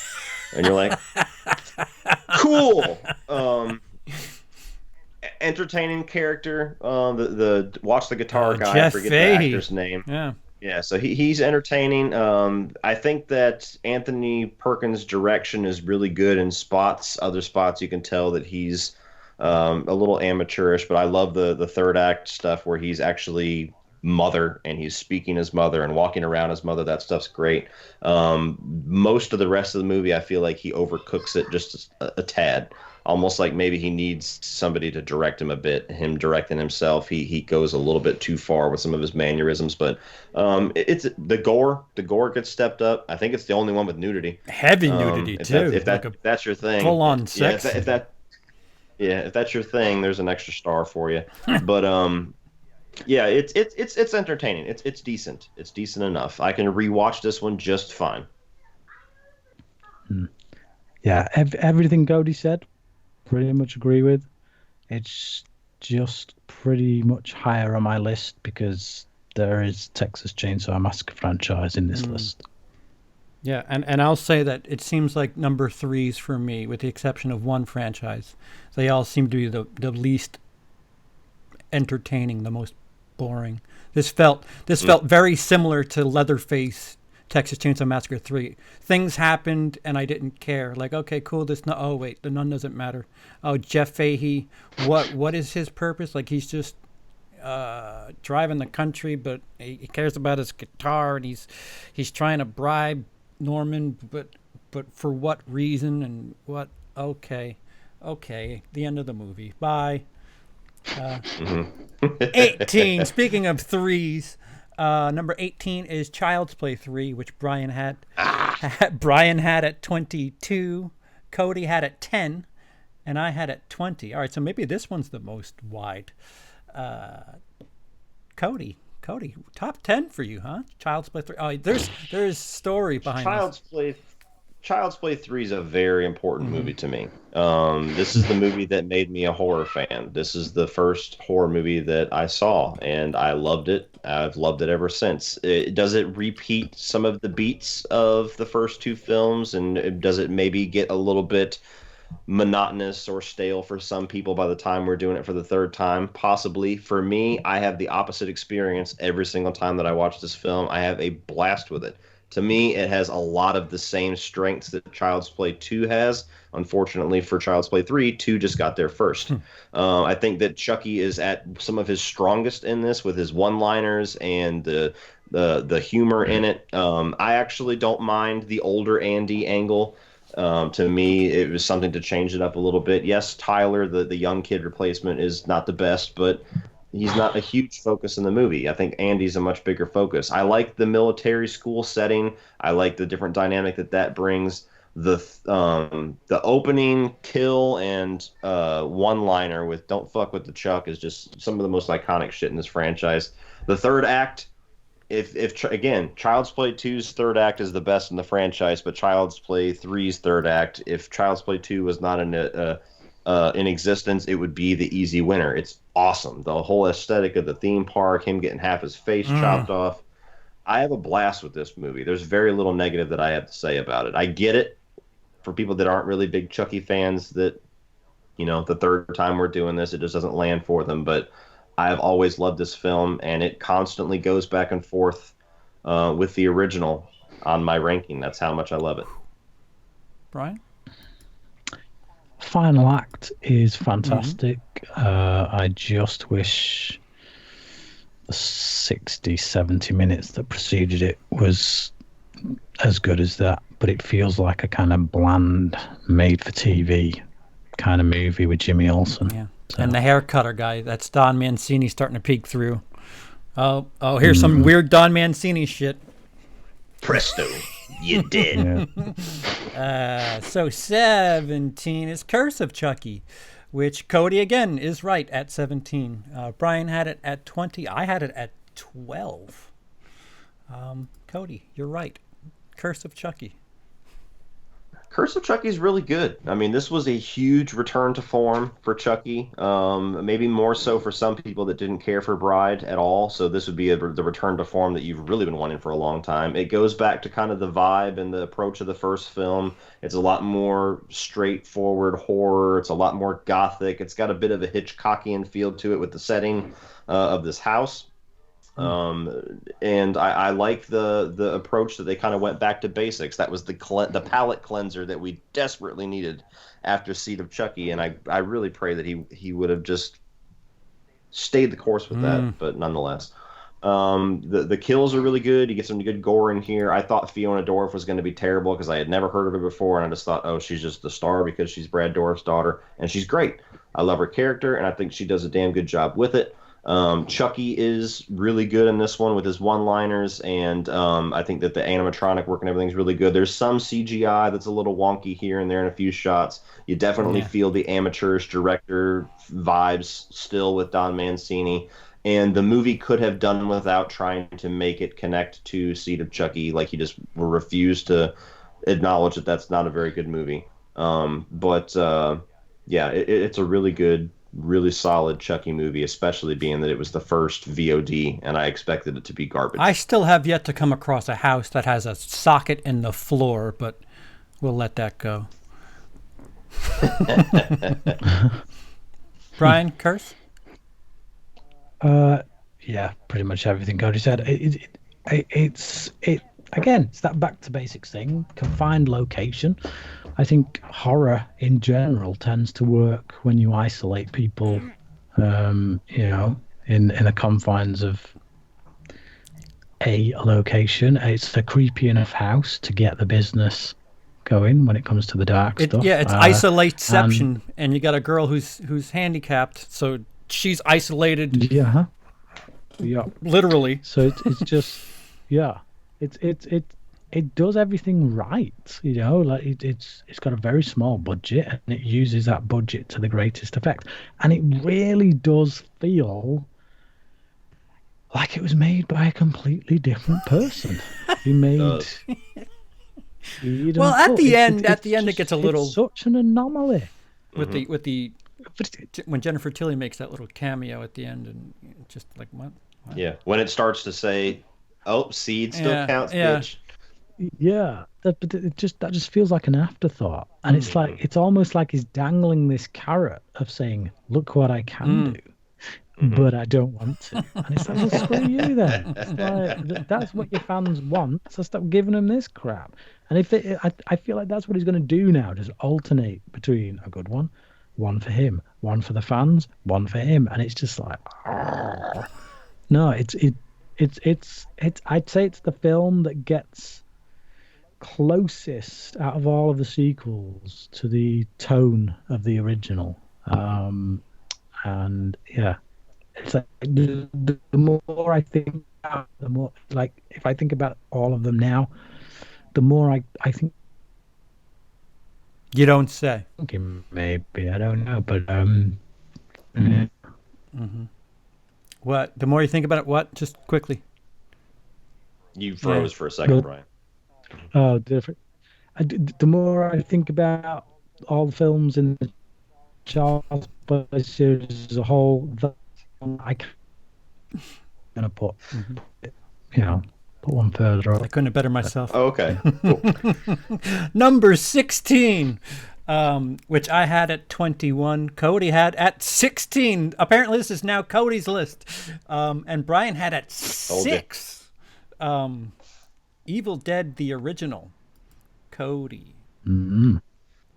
This is one of those movies like Texas Chainsaw where I feel like I have a different experience with it every time I watch it. I had, like, when I first saw it as a kid, I watched the Evil Dead and Evil Dead 2 because Freddy vs. Jason had came out. I was really big into, like, movie message boards and stuff, and everybody kept suggesting that Ash should join the fight. And I was like, who the fuck is Ash? So I needed to familiarize myself.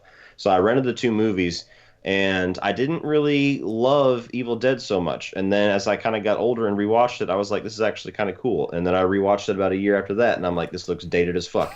And then I rewatched it a year after that, and here we are. And I watch it, and for some reason, like, especially when you're doing reviews, for some reason when you go to review a movie, it's almost like you sit down and you watch a movie differently. So I sat down to watch it, and suddenly I see a lot of the creativity by Sam Raimi with the budget restrictions and the independent film restrictions. And I see all the things that he was able to do with sound design and camera work and the gore especially. And I was finding myself actually digging it quite a bit. The characters are okay. This is the one movie that really Ash isn't really Ash, but they're serviceable. The story, you know, it's kind of the template Cabin in the Woods movie. It kind of launched that whole subgenre, if I'm not mistaken, unless there's some deep cut that somebody's going to correct me on. Yeah, I had a good time with it. It's a very simple but effective and creative Cabin in the Woods film. Brian, we can't see you again, so... Yeah, I figured. For me, this is, you know, when we talked about the original Texas Chainsaw Massacre, I said that was like a roller coaster ride. I don't get anything from it other than it's a white knuckle roller coaster ride, which I don't enjoy. Evil Dead is a roller coaster ride, but it's a fun one. It's one that injects humor, genuine humor, and doesn't take itself too seriously. I don't feel like it's got particularly anything to say.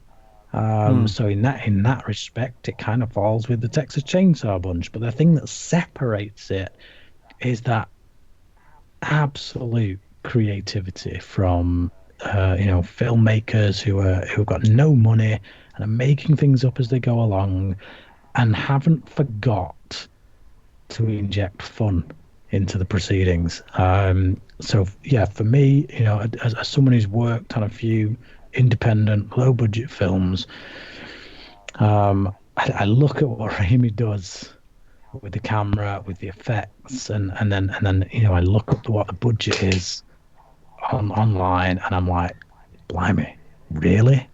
They did all that with bravo, and it's just, so yeah, total respect to it. I don't understand. I really don't understand you putting it at 21 CP, and I don't understand Cody putting it at 16. I just that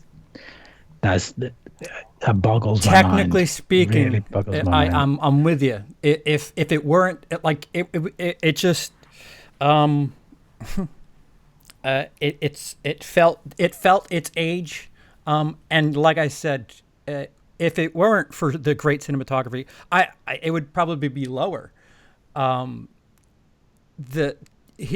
think I watched the special features, and they talked about how Raimi. I'm with you with the filmmaking aspect, the cinematography, like how they did it with the budget they did. The shots of the water was simply Raimi holding his arm out over a boat, and you know, just raising his arm over twigs, and you know, just speed crank. Like you wanna know how to make movies cheap.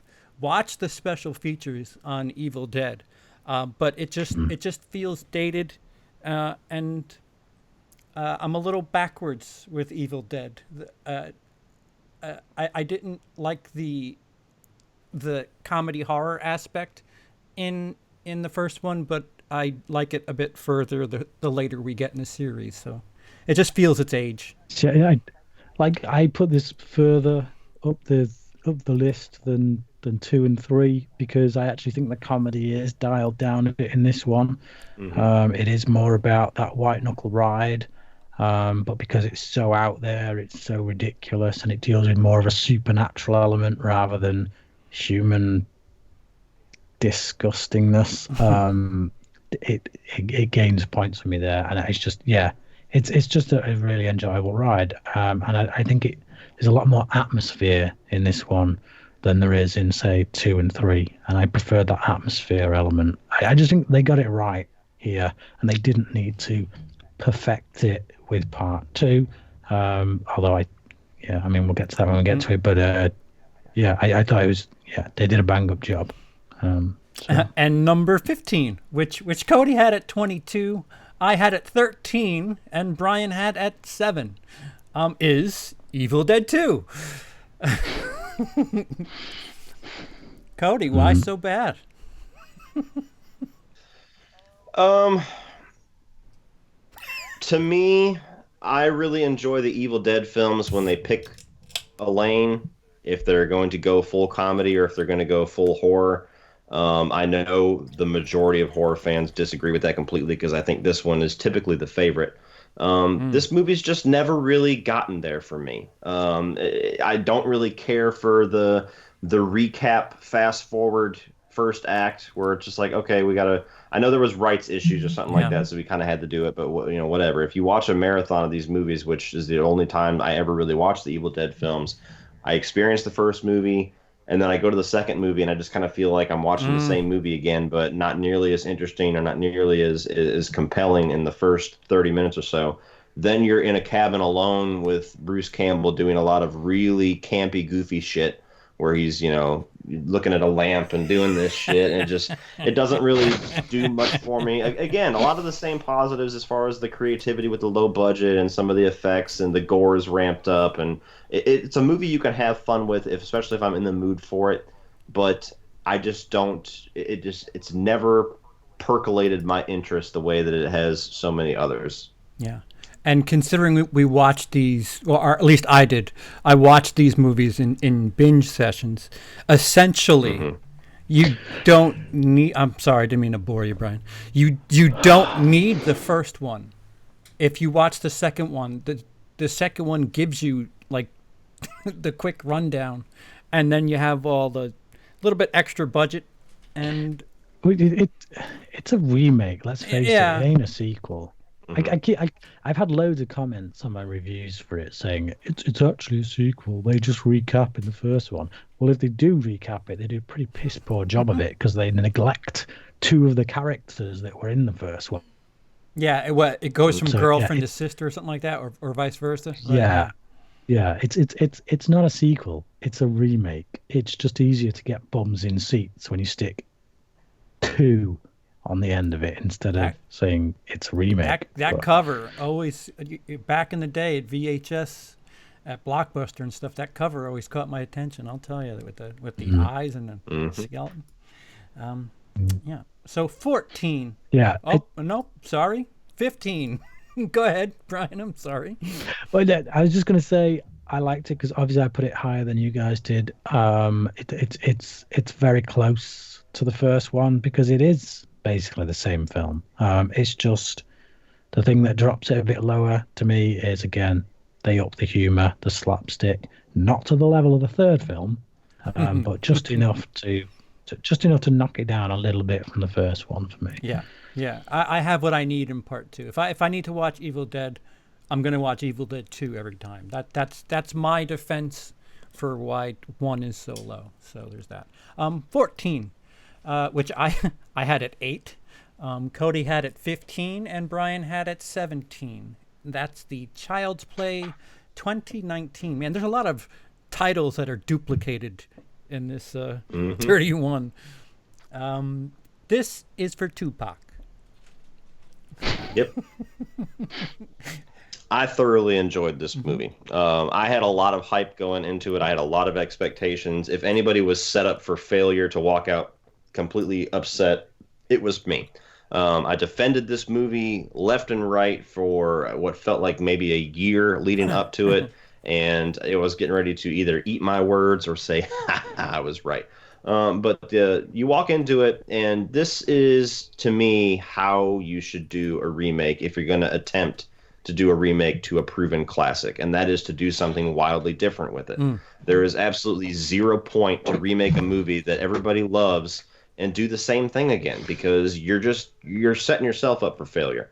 But this movie takes a lot of the heart of Child's Play and just switches it up a lot. You don't have a voodoo aspect. You don't have a serial killer inhabited doll. It's simply a malfunctioning AI. You don't have the manipulation side of things where Chucky's just trying to use Andy to get what he wants. Now you have a genuine friendship. You have some of the best kills in the franchise. I'll be honest with you. I think there's one of them I think that made my top 5 on my kill ranking. So that's awesome if you love the Carnage candy. I really dig the whole friendship exploration that they have in this, with Chucky and Andy genuinely having this friendship that kind of like it kind of gets strained and torn apart for certain things. I'm gonna leave the commentary thing with on parenting to Brian, because I know he's gonna talk about that one. But the movie does explore some things that it's not just trying to be a cookie cutter slasher. It does have ideas that it wants to explore, dangers of technology, everything like that. And to me, really, the only negatives that I have with it is that the doll looks like shit. But I can get over that pretty quickly once I'm in the groove of the movie. And I didn't really care for Andy's friends so much, but for a remake to a movie that I love, they did pretty damn good. Yeah. It's Chucky's the worst part of the movie, which is strange. The movie's great, but Chucky's the worst part. It doesn't make any sense. Brian, go ahead. Give us the parenting talk. Yeah, I think if you treat it as like a Chucky Begins movie, by the time we get to the end of the film, if we come back for a second one, we can just get straight into full-on Chucky evil mode, and I think they can go places with it, and Chucky can really improve in sequels with regards to how we feel about him. But as far as this film goes, I do think it is a very good commentary on parenting, on responsibility to bring kids up in the right way. We get a lot of moments where we see various things. What we see with Andy's mother is not someone who's trying to be the best parent, but someone who's trying to be his best friend. And that ain't always the most responsible thing to do. She lets her child go off and sit there watching Texas Chainsaw Massacre 2 with his friends and stuff, and just things like that. That on her part to be pals, and actually there are times when a bit of discipline might actually fare better. But Andy carries that over himself to essentially his child, because that's what Buddy is. He's a learning doll who is essentially being parented. Andy is the parent, and he's given us an example of that irresponsible parenting again. So Chucky is a product of irresponsible parenting in that regard. And yeah, like that's why you can kind of sympathize with him, because he's just doing what he's been taught. He's not been taught the right stuff, and he goes off on the rails. And it's a social commentary about the world we live in. Look around you. Look at the way people are bringing the kids up or dragging the kids up, or it's a movie that has something to say. Yay! It's something that I know I can go back and watch again, because there is something there to dissect, which I like. That's the kind of movie I like. I think Cody's right. If you're going to do a remake, this is the way to do it. For me, Mark Hamill's voice was not as good as I wanted it to be, and that's primarily because of where we find Chucky as a character. There isn't much room there for him to go off the rails and go totally crazy. Again, there will be room for that in the sequels. He can up the ante a bit. They But better here, get a sequel. when he's a bit more childlike, because again, that's the theme of the movie.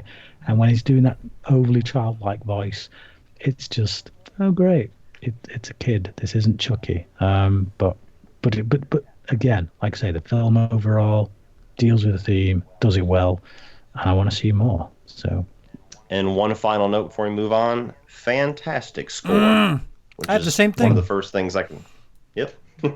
I got it in the mail, and then I saw you do an unbox video. I was like, oh shit. Waxwork Bear vinyl. McCreary, isn't it? Yep. Yep. It did one of my favorite all-time scores of the Battlestar Galactica season 2. Yeah, score. the score is probably the most out of the entire franchise. There's far. finally a score where it's like, oh yeah, I can recognize notes from a Child's Play movie. Yes. So 13 brings us to Bride of Chucky, which Brian had at 19, I had at 14, Cody had at 5.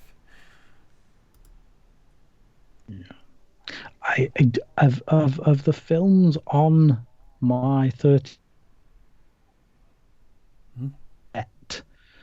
to possibly go down, to maybe drop a number or two.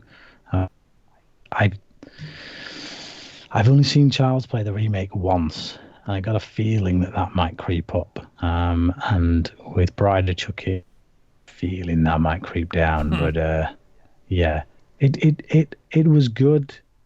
It's kind of been let down by the sequels that have come after it. It doesn't hold quite as much weight as it should now because of those sequels, I guess. And in many ways, it's quite dated as well, because it is doing that whole postmodern thing, which is a direct. I mean, look at the poster, for crying out loud, is a direct riff on the Scream posters. You know, it's not making any kind of bones about where it's getting its ideas from. So yeah, I think because of that, it does feel of a time. You think instantly early noughties. It's like, it wears Late it 90s. on its sleeve, so to speak. Yeah, late 90s, early noughties, that kind of vibe. Naughties, excuse me. Okay. Yeah, that's 0 zeros. Yeah. I'm sorry. Yeah. I misheard you. So yeah, I still liked it. I enjoyed it. I think it's got some good funny stuff in it. But yeah, I'm struggling to remember much about it at this point, to be honest. Cody. Continuously competes with Child's Play 2 as my favorite of the franchise. It's the first one that I saw in the theaters. I love the amount of humor that they injected into it. I thought they got the mix perfectly.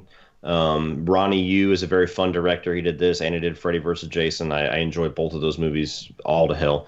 I love the introduction of Tiffany. She's a fantastic character in this movie. Jennifer Tilly is great in this movie. The kills are really good. The back and forth banter between the two of them, the voice work, the lines, the writing involving those two characters is spot on.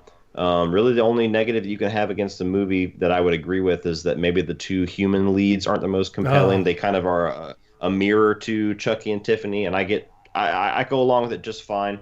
But they're definitely not like memorable characters by any means. They're not an Andy Barclay, but I have a blast with this film. I absolutely love it. It's one of my favorites. Yeah, little weird how they both think that each other are the killers, and kind of, I guess, a vague homage to Andy in the first one, but it didn't really hit home. And it's got a kick-ass soundtrack. soundtrack. The soundtrack's incredible, yeah, for you metalheads. Yeah. Number 12, and this is probably where we're all closest. Brian has it at 10, Cody has it at 14, and I have it at 11. That is Scream 2. Scream 2 is a very good slasher sequel. At one point, I thought that was my favorite Scream film, but it's kind of degraded slightly for me over time. It tries to go a little bit bigger. I enjoy the returning cast very much. I'm fine with Randy being killed off. I know that's the big one that people get pissed off with this one. He certainly could have helped out Scream 3, but I think that his utilization in the second movie is good, and his kill raises the stakes because he's a fan favorite, and it kind of gives you that anybody can die kind of feel, even though they refuse to fucking kill any of the main three. Thank God he recorded that video, though. Yeah, I really like the killer reveals at the end. I know that's another kind of contest with people. They don't really care for this character or this character. I love Timothy Olyphant. I really like the actress that plays Billy Loomis's mother, so I like that reveal. Again, the kills in this movie, they're okay. None of the kills in the entire franchise really do it for me. They're just stabs. But it's a fun movie. If you like Scream, you pretty much have to like Scream 2. I don't think I've ever met somebody that likes the first and hates the second. Yeah. I just think it's a really good, solid sequel. It's Scream was the film that kind of got me into horror movies. Really, I mean, I had seen horror movies before then, but that was the one that stuck with me, that I repeatedly watched. And so when Scream 2 came out, I was itching to see it. I was a fan. I was like, boom, another one. And I loved it because it gave me everything that we got in the first film. It hasn't fared as well over repeat viewings. The more I watch it, the more it quite doesn't hold up. It's a bit more disjointed, whereas the first one is very tight. It's very the pacing. I know everyone uses that term half the time, though. I think they use it when they don't know what they're talking about. But the pacing of it is airtight. It is like every scene that is there needs to be there. Every development needs to be there. It's a perfect movie of that genre. So I hated that they killed Randy, but I loved that they killed Randy, and that's the point. Yeah. That is the point. If you bring him back for 4 sequels and then you kill him in the 5th one when we're getting to the point where he's actually starting to annoy us, that's pointless. You've killed the most likable character from the first one. You know, you come back, yes, Randy's back. You kill him, it has the most impact. That's the time when you kill them. You know, you don't kill them at the point when everyone is sick of seeing them, which is one of my bugbears with 3 and 4. But yeah, no, it's good. I do think that the killers in this kind of over-egg it a bit. I think, like if you look at Billy and Stu in the first film, Stu's just like off the walls crazy. Billy's a bit more centered. He's a bit more. He never really raises his voice except for that one bit when he does shout. But for the most part, he stays level, and it's just like. I just think. No, go. Yeah. I just think that they. It feels like in two people have turned up and they're saying we're playing psychos, so we've got to be psychos. Whereas in the first film, it seems like 2 people who have done a genuinely good job of hiding the fact that they're psychos. Why? Because they're psychos. Yeah, you know what I mean? Feels like they wear it on the sleeve, and it kind of grates on my nerves a bit now. When I have to repeat viewings, whenever I watch the ending, it feels a bit too Scooby-Doo. You know, they rip off the masks and start revealing their fiendish plots. The importance that Scream 1 has, I think Scream 2 has to mainstream horror, and the commentary. You want to talk about commentary? The opening scene where Jada Pinkett just getting murked to fuck in front of a theater that just loves it, like that. You know, it kind of spins the whole thing around on us. You know, why do we enjoy watching stuff like this? Yeah. And you know, Scream, this franchise has something to say more often than not, unless it's 3. But which still has something. Yeah. About Hollywood. If that's the worst, it's pretty good. It was quite on the money when you think about the Harvey Weinstein crap that came out, because that's in there. You know, he was discussing that long before Harvey Weinstein came out, and he produced that bloody movie. Well, Harvey Weinstein was around doing it back then. Maybe they were just kind of like, we're blinking twice. Wow. Somebody help! Yeah, blimey. But unpopular opinion, I think Neve Campbell gets off as a really good final girl, and I think she's an okay actress in really good movies. I don't think she's that great a final girl. Anyway, so number 11 is Scream 4. which Brian has at 14, Cody has at 12, and I have at 9. Scream 4. Yeah, I disagree with your comments about Sidney Prescott, to be honest. I do think that Neve Campbell is an average actress. I will give you that. But I think her character, the way it's written, is much more, dare I say, than Laurie Strode in the first Halloween. I'll give you that. As the series goes on, I mean. Exactly. Like you take Sidney Prescott in the first Halloween and the amount of character depth they give her and the arc that she has, the journey she has to go on, compared with what we get with Laurie Strode in the first Halloween. Sure. I'm taking Sidney Prescott any day of the week. So but Scream 4, she should be dead. Kill her. 4, Scream, we get to that point, it's time to kill some people.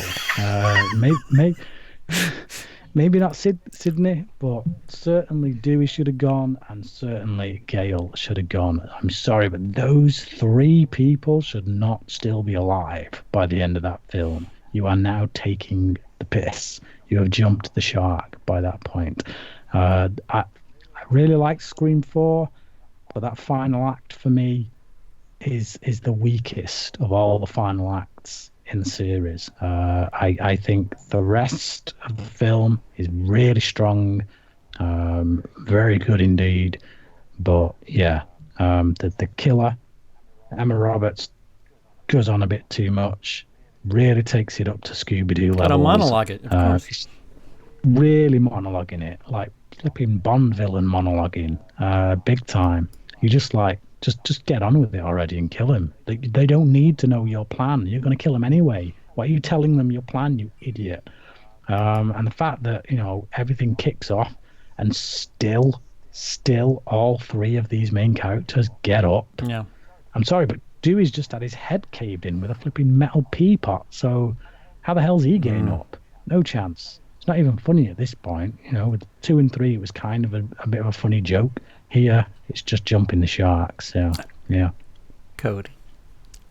I really dig the. I keep saying dig a lot. I usually don't say that word. I really enjoy. The taking on the remake craze that they do in this. Scream's known for commentary on the state of horror, the past of horror. So I enjoy that a lot more than I do 2 and 3. The new cast is awesome. I loved is it Rory Culkin? Yes. In this one? From Lords of Chaos. Rory Culkin's very good, and I need to redeem myself for my 31 on 31. Hayden Panettiere. Oh. Not Daniel Panabaker. I got fucked up on the pan thing. I'm like, Daniel Panabaker, and then I had 18 people, including Lindsay, being like, I'm actually. But Hayden Panettiere as Kirby is one of the best characters in the franchise. So she was great. Some of the scene, like when she has to name off all the remakes, that stuff's really good. It's some of the goriest as far as the kills. Like one chick just gets her intestines just pulled completely out pretty much in the bed. But I'm with Brian. My main gripe with this movie, aside from the weird kind of aesthetic that it has, the way that it's shot, it's almost like lens flares or something like that. Aside from that, I hate the fact that Dewey and or Gale does not die in this movie, because you had a lot of opportunity to really raise the stakes. I mean, Emma Roberts, her whole plan, the whole commentary about how quickly people get popular and famous for weird shit was spot on. And you could have had her kill some of the main cast, and maybe Sydney's just limps away and gets revenge in the very final act, but just the final act just keeps going. Like you have her where she's fucking up the house and she's fucking herself up and she's jumping on the table and she's setting this whole scene, and you're like, man, this ending is insane. And then they get to the hospital, and then they're all still alive. Yeah. And then Jill's still alive. And then she has to go and kill Sydney really quick, even though there's no way you're possibly getting away with anything now because it's gone on too long. And then they doped up have off the your whole skull thing too, with, yeah. They keep going and going and going, and it's just like, is this movie gonna fucking end before it gets stupid? And it stops just short of that. But overall, yeah, Scream 4 is my favorite of the sequels. I agree.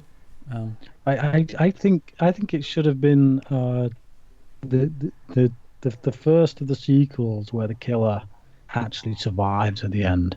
And I think wins.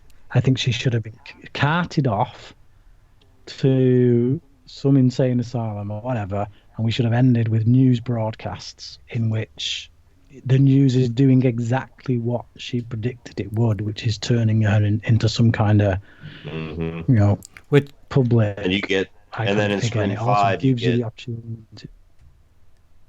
Sorry. And then in Scream 5, you follow that. The delays messing us up. Go ahead, Brian. I think in Scream 5, I think what you could have had, because they've we always have, announced like, Scream two 5's killers and coming. stuff, often.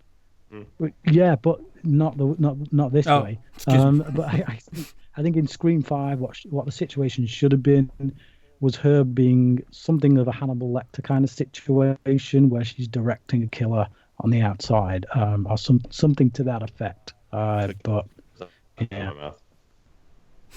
Yep. All right. Sorry. So number 10. Number 10 is The Collection, which both Brian and Cody had at 9, and I ruined the average by putting it at 17. Number 10 is The Collection. I'm sorry, the opening scene is fucking incredible. Little ghost shippy, if I do say so. But it gets a little convoluted at the end. Now you guys can go ahead and run amok singing its praises. I don't know where it gets convoluted, but you can defend that in a minute. But The Collection, to me, takes that James Cameron sequel approach. It takes the tone and the approach and the vibe and the story that went from the first one and says, let's make it bigger, let's make it badder, let's make it more action-y, a little bit more, expand things. You get the return of the great protagonist of Arkin, and Josh Stewart does a great job with that character. I like the initial setup and the whole, like you said, the opening kill, like that's like some of the best of all time stuff, and the movie just opens with that. The Collector is a great horror icon, and I will call him an icon because I think he deserves it. And this one, he's a little bit Certainly better than Art the Clown. Oh yeah, exactly. But he's a little bit more of an intimidating presence, I guess, in this one because it's not so much sticking to the shadows. This one, he's a full-on force to be reckoned with. The mercenaries taking Arkin in and having to save this girl, and you find out like there's like these zombies inside of there that he's tortured into like servitude, and you see exactly how demented this dude is. Like, what is he actually doing with all of these people? I love the ending of this movie. To me, it has the balls to go where a lot of sequels and slasher films don't, and leaves it in a great place. If this was the end, it's a great place to end it, and it's a great place to kick off a third movie if they decide to do it. Luckily, they have. As far as it is plausibility, like this point, you're like, okay, yeah, this is definitely not going for grounded anymore. And the mercenary characters frustrate me a little bit because they're such assholes to Arkin the entire movie, and it's just like this guy hasn't done anything to you. He's here to help you. He's here to get you in, and they're just dicks to him. They won't give him a weapon. They won't listen to him. I'm like, why the fuck did you bring him along then? So I get frustrated, and luckily they all die pretty much. But other than that, I enjoy the hell out of this thing. It's a kick-ass sequel. Mm-hmm. Right. Yeah, it is Aliens basically. It takes the Aliens blueprint. It's you got a guy who's managed to get out. He's led by a group of soldiers to go back into the situation, even though he doesn't want to go back into the situation, but he does anyway because something is at stake. It's Ripley, basically. And when they get there, he's the one, because of the experience he's had, who can most effectively navigate his way around while all the soldiers start losing the nerve and dying. And then to top it off, he befriends someone in there who may as well be Newt. I don't know, but it's Aliens. There's even one point in the film when this soldier guy comes out and throws a head on the floor, and you expect him to say, "Get away from them, you bitch!" Or it feels like that, but knowingly so. It doesn't feel like it's doing it in an underhanded way. It's like, hey, you know what? Cameron did this with a big budget sci-fi sequel. I'm going to do it with a slasher sequel, and it flipping works. It's like, but Aliens, the Army Corps, they're surrounded. Like they're on a planet, and they're just outnumbered by aliens. but the people in this are outnumbered because they've got all the zombie freaks that this guy's created. They're mercenaries. They're properly trained. They have this factory thing surrounded, and they still somehow manage to be stupid horror characters. That's the part where I'm just a little frustrated. Well, they highly underestimate the collector. Yeah, I mean, and he has. I'm not shitting on the movie. I enjoy it. I just, that's just. I like the first one so much more because it's so contained and isolated. But they go in there expecting to face one man. They don't go in there expecting to face Resident Evil style zombie people. It's like as soon as that stuff happens and as soon as traps start happening, which we know the collector is good for because we've seen the first film, they start losing the nerve. They start freaking out and as any sane person would do. But yeah, I agree with you. First one's better, I think, marginally. But I think as far as sequels go, as far as slasher sequels go, this makes all the right moves. And this is from a franchise that I was dreading coming to. The big selling point on the poster from this is from the writer of Saw, not Saw, but 4, Saw 5, and 6. 4, 5, 6. It's like that. Really, that's your key selling point. I was incredibly relieved and happy that you enjoyed both of these movies because I loved them so much, and I was like, "Oh, Brian's gonna fucking hate these. He's gonna destroy it. He's gonna give all the reasons why I'm wrong." And then you were like, "Wow, number 9 or number 10, where you put it?" And I was like, "Yeah." The reason this franchise is so successful for me is because it gives us this anti-hero in Arkin. He's not a bad guy, but he's not particularly a good guy either. He's when we first see him in the first film, he's got some shady stuff going on, but over the course of that film, he starts to learn to kind of protect other people, and there's a redemptive quality there that makes you root for this guy, that makes you want him to get out. So that's the key, really. And it's when you think Saw, because that's how this film's built from the writers of Saw, you don't think, ooh, characters that I one relate to and two root for. They're cannon fodder. Does that you expect to see get done over in gruesome ways in traps. This film has a similar setup. The difference is they've got that character that you want him to survive, and it takes you on that ride with him, and you're hoping the whole time that he's going to get out alive. So yeah, success. Boom, great film. Number 9, which I have at number 6, Cody has at 11, and Brian has at 18. Is Army of Darkness, also Evil Dead 3, for those of you who don't know.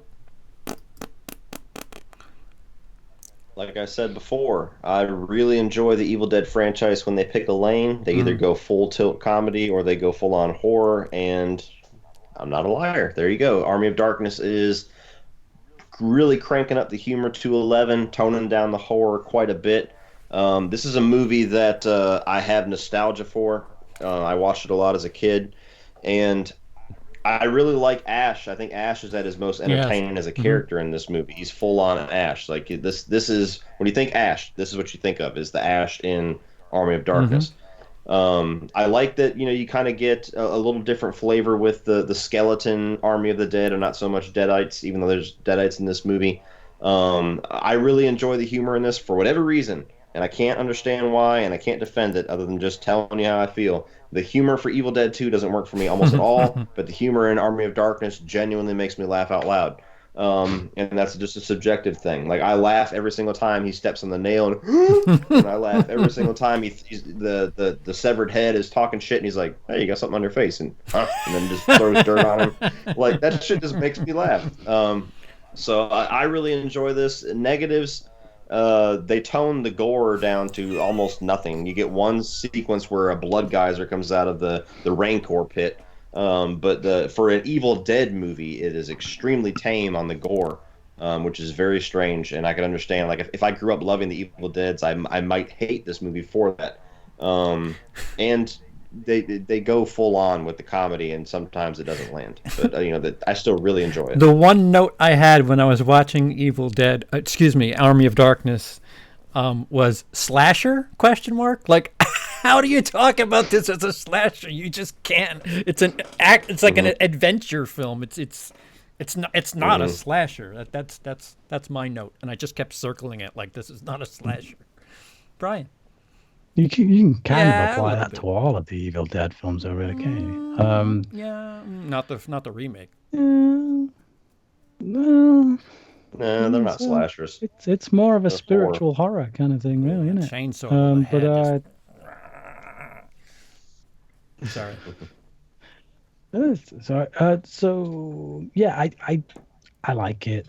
It's okay, but I do think that shift in tone is a bit jarring for me, and that for most part, I feel like I'm watching a Three Stooges feature-length film with all the slapstick that's in it. That's not my kind of thing, but I appreciate that other people would enjoy that. So, yeah, it's a solid 3-star film, but it does feel like it's a bit tame compared to the other two films. Mm-hmm. It feels like a nice little Army of Darkness, Princess Bride double bill. Mm-hmm. Number 8, which Brian had at 27. Cody had it at 3, and I had it at 5. Is the Texas Chainsaw Massacre remake? Thanks for ruining our score, Brian. That might be the biggest disparity. Yeah. Oh yeah, absolutely. 24 spots. Yeah, that'll do it. Glad I could help. Well, you already. This movie. Well, I was just gonna say, Brian already said that this movie has nothing to say, so jog on. This movie to date is still my scariest theater experience, and that's one of the big things that had an impact on me. There's very, very, very few movies that I can honestly say scared me or disturbed me, and for whatever reason, when I went and saw this with my dad back in 2003. It was a dark theater. There was like maybe 2 other people in there. I hadn't really seen any of the Texas Chainsaw movies before. I've seen pieces of it, but this was the first one that I watched full on. Never really experienced a movie like that before. So this is kind of probably the experience that people had with the original in 1974, where I watched it and the movie just really chilled me. Like, I was genuinely nervous. I was, there's not really a jump scare movie, but I was like waiting for like what's around every corner. And that's just a big thing for me. It's the reason why I love Pet Sematary and Stephen King's It from 1990 so much. It's just there's not many movies that have that impact for me as many horror films as I've watched. So that's a big piece of it. But I do think that the movie is the best Texas Chainsaw movie by far. It's the best directed. It's got some great cinematography. The characters in it, to me, are the most entertaining, the most effective to watch whenever you have, to me, the most effective and the most terrifying Leatherface. And probably equally as good in the beginning, honestly. That's another positive that I didn't bring up in the beginning is the Leatherface. But absolutely love Arlie Ermey. His character is the best part of the movie for me. He's the scariest. Even with Leatherface running around, the big 300-something pound man chasing your ass with a chainsaw, he's the one that gets under your skin and scares you to where you're like the whole scene where he's making the guy put the gun in his mouth and try to recreate the crime, like stuff like that just chills you. Really morbid dialogue. The movie's not overly gory, really. If you watch it, especially when watching something like the beginning, the gore is toned down quite a bit, and it's, to me, much more effective. It feels gory. It feels violent. The dude hanging over the piano is just like, oh. Yeah, it's the way that the movie's shot, to me, that kind of makes it more effective. But yeah, I know it doesn't work for Brian. To me, it works very well, and I still, by far, my favorite of the Texas Chainsaw movies. Yeah. And my note was, this feels like a Friday the 13th movie. So no wonder why I loved it so much. Marcus Nispel, who directed the remake, which don't ask me about that. I'll talk myself into a hole. But yeah. Yes. And Jessica Biel gets 8 of 10 points. Yes.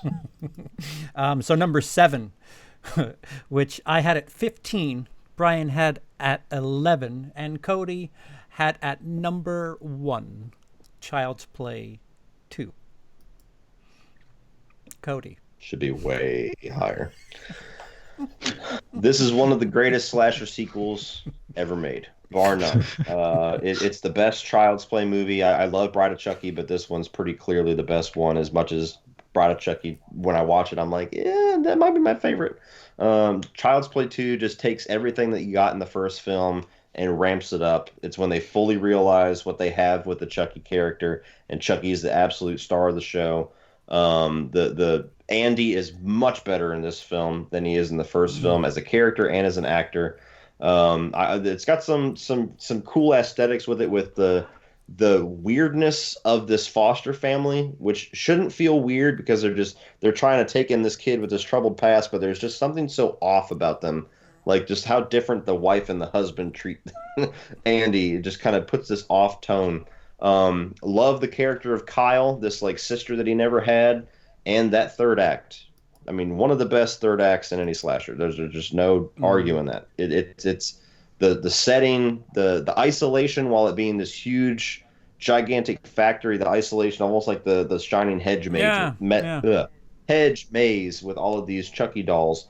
Once you get to that scene where Chucky finally gets Andy, but it's too late, and he realizes it, and he fucking loses it. From then on out, the movie's just a blast and a ride where it's just Chucky coming at them with everything that he has, loses his arm, fuck it, I'll put a knife here, Ash style, still coming after him. They put him into a machine, gets a whole bunch of shit put into him, cuts it all off, comes at him with no legs. It just, goddamn, I love this movie. There we go. Brian? It was certainly better for me on a rewatch. Thank Christ. Said before when I first watched it this year. I had seen it many years ago, but again, when I watched it twice this year, basically. And the first time, I was going through some stuff, and I just don't think I was in the right headspace for it. Damn straight. The second time I watched it, I appreciated it a lot more. I still think it's got issues. One that really stood out to me was what Cody mentioned about the foster parents. The mum's spot on. I think Jenny Agutter does a really good job. She's well written. It's the dad. The dad character is just... I know some foster parents. I know a couple who've fostered many kids. If the mother and the father are not on the same page, foster pairing don't work. And it's I get that there are people in the system who do it for the certain financial gain, but in the movie we're given the very strong impression that this is a very trusted couple, because the person who works for the foster care system has gone to them, is basically begging them to come and take this child. They're trusted. So this dynamic between them of the dad figure not really wanting to take Andy on because he's got too many issues. He's a flipping foster kid. Of course he's got issues. Every bloody foster kid's got got issues. That's the whole point, you know. So that just didn't ring true to me at all.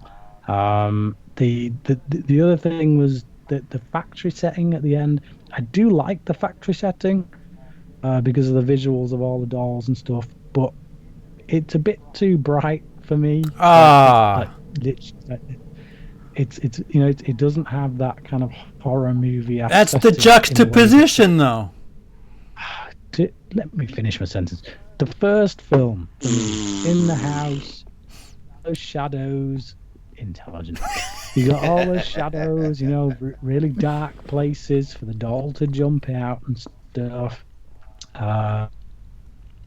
Like the setting. I do. It's interesting. It's more action orientated than horror orientated.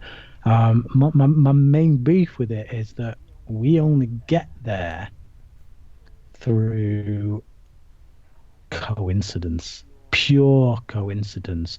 It's not organically woven into the plot, you know. With the it's just what is the chances that Chucky would end up in a place where all these other dolls are. It's literally, they need it to happen if you want to have another sequel. It's just that they have this bit of a car chase, and the bit where the car gets pulled over and stops just so outside the Chucky doll factory. It's like, what are the chances? Thank God Norman Bates listens to talk radio, man, so that he could call in and deliver his story, huh? Convenient. That's somewhat more believable than that. I'm sorry, you got someone who's read the newspaper and found out that they're going to be discussing a particular subject that's close to his heart that particular night, so he tunes in. I'm sorry, but that's not so much a coincidence. Yeah. Yeah, but it's a rubbish one. It's a rubbish comparison. It has no bearing. It has no bearing. It's a way of glossing over the fact that this massive contrivance or massive coincidence. We're talking about slasher movies, Brian. Come on. So what? A voodoo inhabited doll. No. Electrocuted and comes back to fucking life in the first Back 5 up minutes. a second. CP. What happened? I have heard you in the past. Oh no. I have heard you in the past to make proclamations about how fans of the slasher genre get what they deserve because they don't hold things up to the same scrutiny as a film that is of value, that is of worth, and now you're throwing in the towel with those same people who say, no, it's just a slasher. Listen, I've said a lot of things that have got me in trouble, so because you're full of My point is, it sticks out like a sore thumb. Am I happy that they end up in the factory? Yes, I am. Could they have got there in a bit more of an organic way? Hell yeah. But yeah, it's a good film.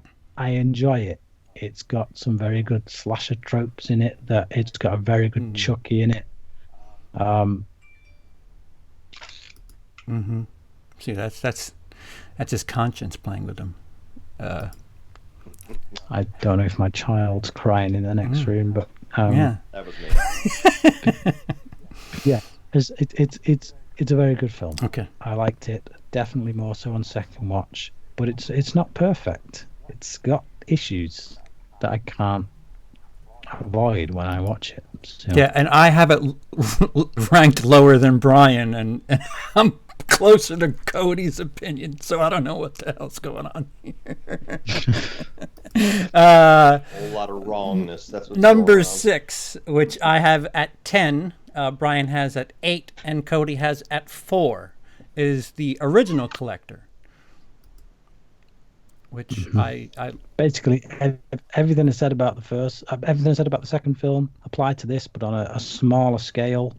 But I think it works better on the smaller scale. Again, you've got that low budget, kind of isolated, toned down. It just works. It's more of a thriller than an action film. The second kind of ramps up the action, whereas this is more about the thriller aspect, the horror aspect, and introduces us to this character that by the end of the film we really are on board with. So yeah, isolation, and imagine being in your own home and not knowing where to walk around like that. That's a badass twist. Just a little excessive with all the bear traps in that one room, though. Like, you sure you got all the floor covered there, buddy? I think you missed a spot. Great concept, great killer, great protagonist, directed very well. Brutal, definitely a movie that has you squeamish in the right way, not like just full-on gore for the sake of it. And it's just it's a movie that like you said, confined setting, but it just utilizes it very well, does something different with it, takes all of the best aspects of what Saw was, and does something that, to me, is far and away better. Never been a fan of those movies, but I absolutely love The Collector. Stretches plausibility a little bit, sure. The way that they shoot it, very kind of gritty and grimy and lower quality, to me, doesn't make the movie age so well, especially when technology keeps advancing. You go from DVD to Blu-ray to 4K. Every upgrade, this movie looks worse. Yeah, the Blu-ray's not that pretty at all, actually. It's not. It's very grainy, but yeah, just kick-ass movie. All right, so number no, Brian left. Unfortunate. Number 5, which Brian had at number 3, Cody had at 8, and I had at 7, is Psycho 2. Hurry up before he gets back. Oh, you're gonna have to repeat it because he's gonna get pissed. So number 5 for the group, Brian, is Psycho 2, and you have it the highest. As far as slasher movies go, the best sequel ever made, I think. Okay. For now, I've not seen every slasher sequel ever made, but it is just. We'll get there. It builds. Oh, man. Listen. Dreading it. Listen, Terrifier 2 is on the way. Look, man. it takes. I said Terrifier 2 is on the way. Don't you trouble yourself. No. Sorry. We are not doing those movies.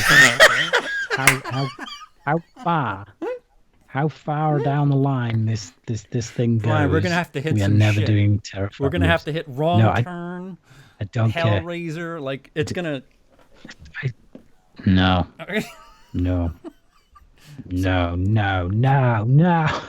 Psycho 2. Psycho 2. We all agree.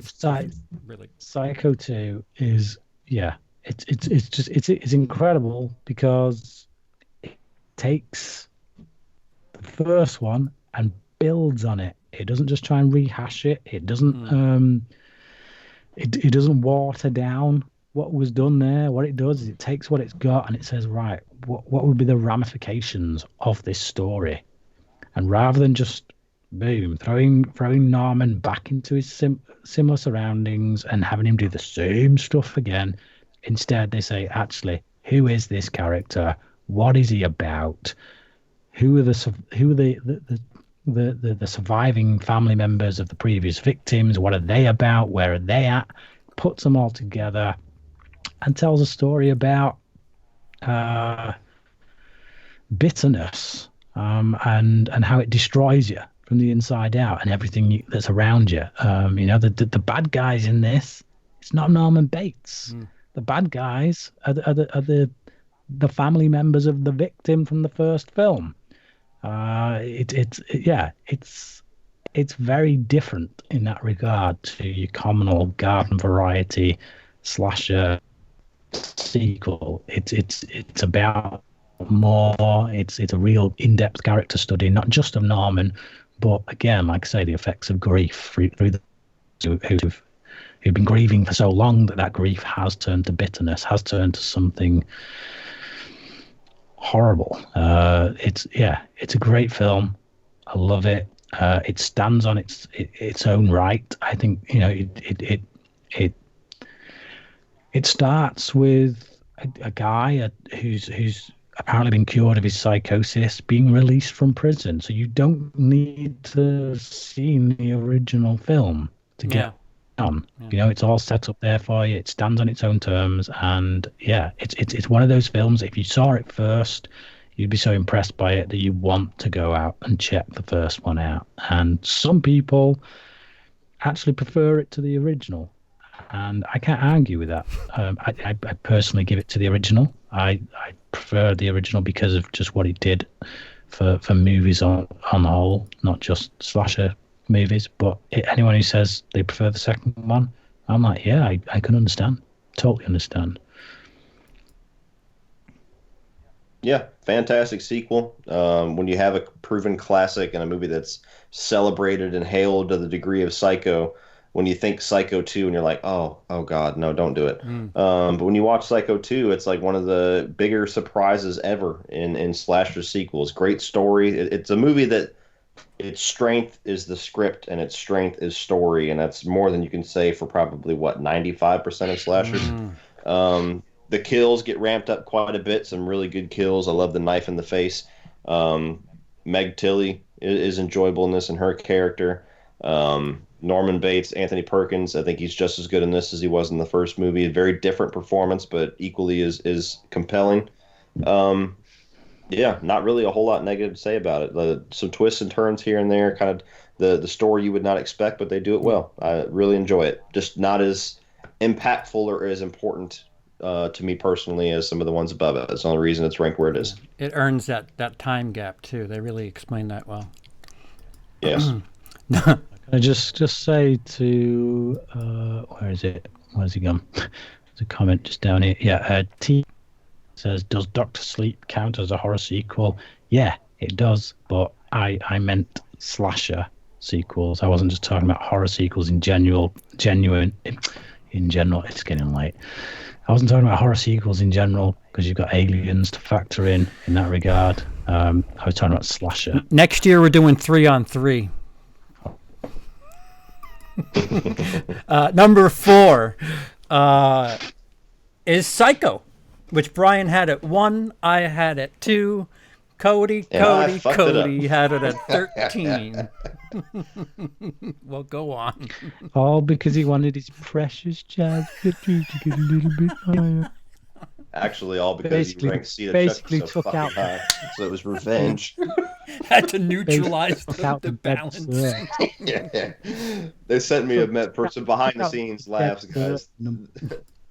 For some behind the scenes, and I that would have been my ranking anyway. It's a joke, but CP had sent his list to us, and then Brian had sent his list to us, and CP was doing averages already, kind of just playing around. He's like, "Oh, Psycho is pretty much going to be number 1, number 2," and I was like, "Oh, time to fuck that up." Nope. Didn't even make the top 3. Psycho, yes. Psycho is a movie that I absolutely respect and appreciate, but luckily, whenever I watched it to do my review, it's a movie that I can also say that I do enjoy. Before that, it was a movie where I was like, okay, it's probably way too late in life for me to watch this and appreciate it on the level that I could have, but I dug it. There you go again, Lindsay. Dig it. But it's a very good movie. You can't say. I mean, what else can you say about fucking Alfred Hitchcock's Psycho? It's great. The storyline, the characters, the performances, the cinematography, the shots. I mean, there's the shower scene is how impactful that was. Really, just the only negative thing I could say about it is just I don't care for the sister and the boyfriend once they take over the story as much as I did Marion Crane. I don't have the shock and the impact that most people would have with this film when they first saw it, because to me, it's kind of movie common sense whenever you walk into this at this point, what the twist is. So I kind of already knew. But that's not the movie's fault. It's just my own experience. And it's a movie that was made in 1960, so it just doesn't impact me. Yeah. Personally. Mono audio, black and white. It doesn't hit me the way that the others do. There you go. No subtitles. I have an idea. We should do something where we just talk about like legacy movies that just don't do it for us. Because I think we all could probably make a list of movies that are like Ben-Hur would be up there for me, and Psycho maybe for Cody, and I don't know. Anything to say? Ben-Hur. Yeah, a little long, but yeah, Psycho. Psycho, Brian. Psycho. No Ben-Hur. I got it. Psycho. Yeah. Psycho. It's a classic. It came 15, 20 years before the slasher movies that we often tout as the films that started the slasher genre. Yeah, it's one of those delayed things. The Psycho inspired the filmmakers of the 70s to make the films that they did. Without it, I don't think we would have films like Black Christmas or Texas Chainsaw or Halloween. and they're the films that kind of get credited with starting the genre. Psycho, Peeping Tom, 1960, boom, there's your slasher movies born. And this one still holds up in a really big way, and it does what a lot of slashers don't do, which is gives us a really good character study, gives us something to chew on, and a point for its existence. So brilliantly directed, well ahead of its time, great film. I did a 3-minute little video about how important the shower scene is. So there's that. Number 3. Oddly enough, none of us have ranked above 4. Brian has it at 4. I have it at 4. Cody has it at 7. But due to math, it's ranked number 3, and that's the original Child's Play.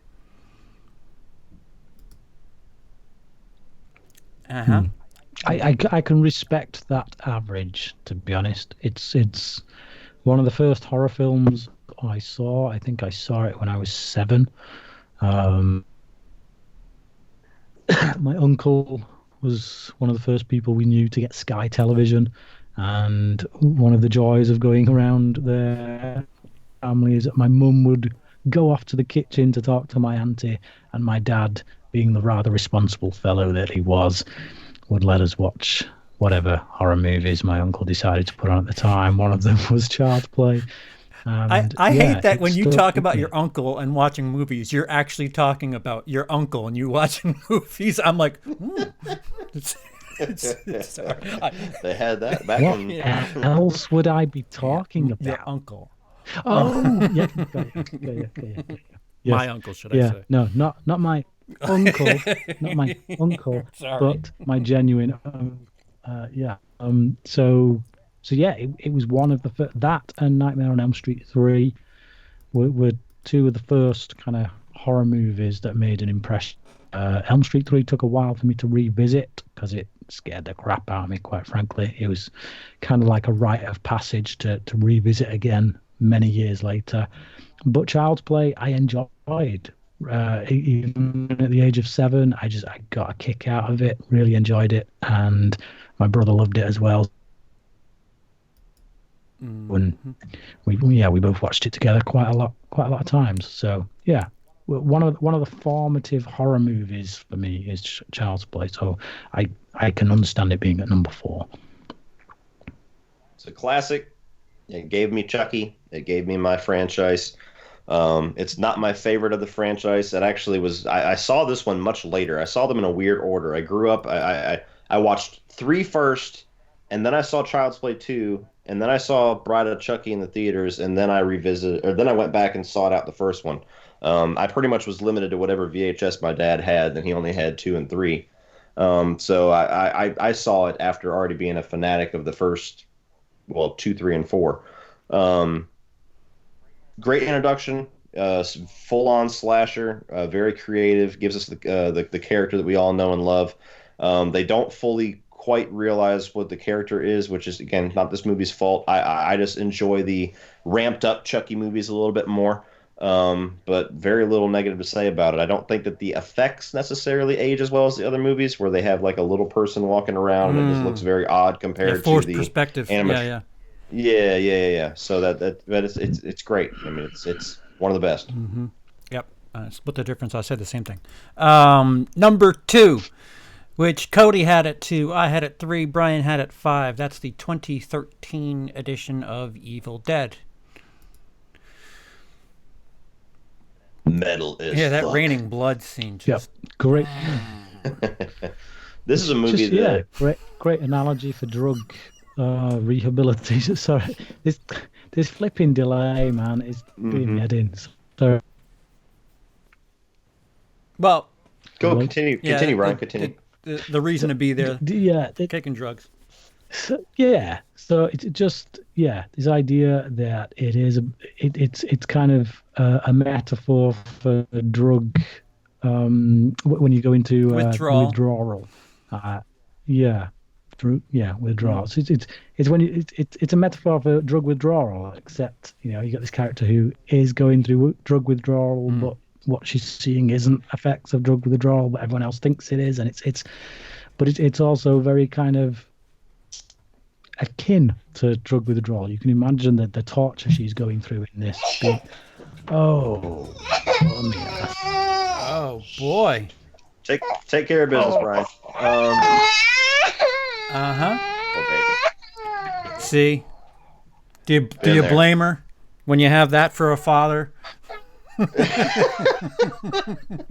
Oh man, Evil Dead. This is a movie that I did not like when I first saw it in theaters. I think I walked in with the very wrong expectations. It was getting hyped all to hell as the most terrifying film you'll ever see, and everybody was saying how scary it was. I walked in thinking this might be the one that scares me, and I was like, oh no, Precious. so I rewatched it like a year or so later, and I'm like, this movie's fucking great. What the hell did I see the first time? It's my favorite Evil Dead film. To me, it does everything. Ain't gonna happen to me. No. Yeah. It does everything that I want in an Evil Dead film. Like, it goes full on horror. It abandons kind of the slapstick comedy. It's kind of, I call it splatstick, where it's so gory that it's almost kind of comedic, but that's about as far as it goes.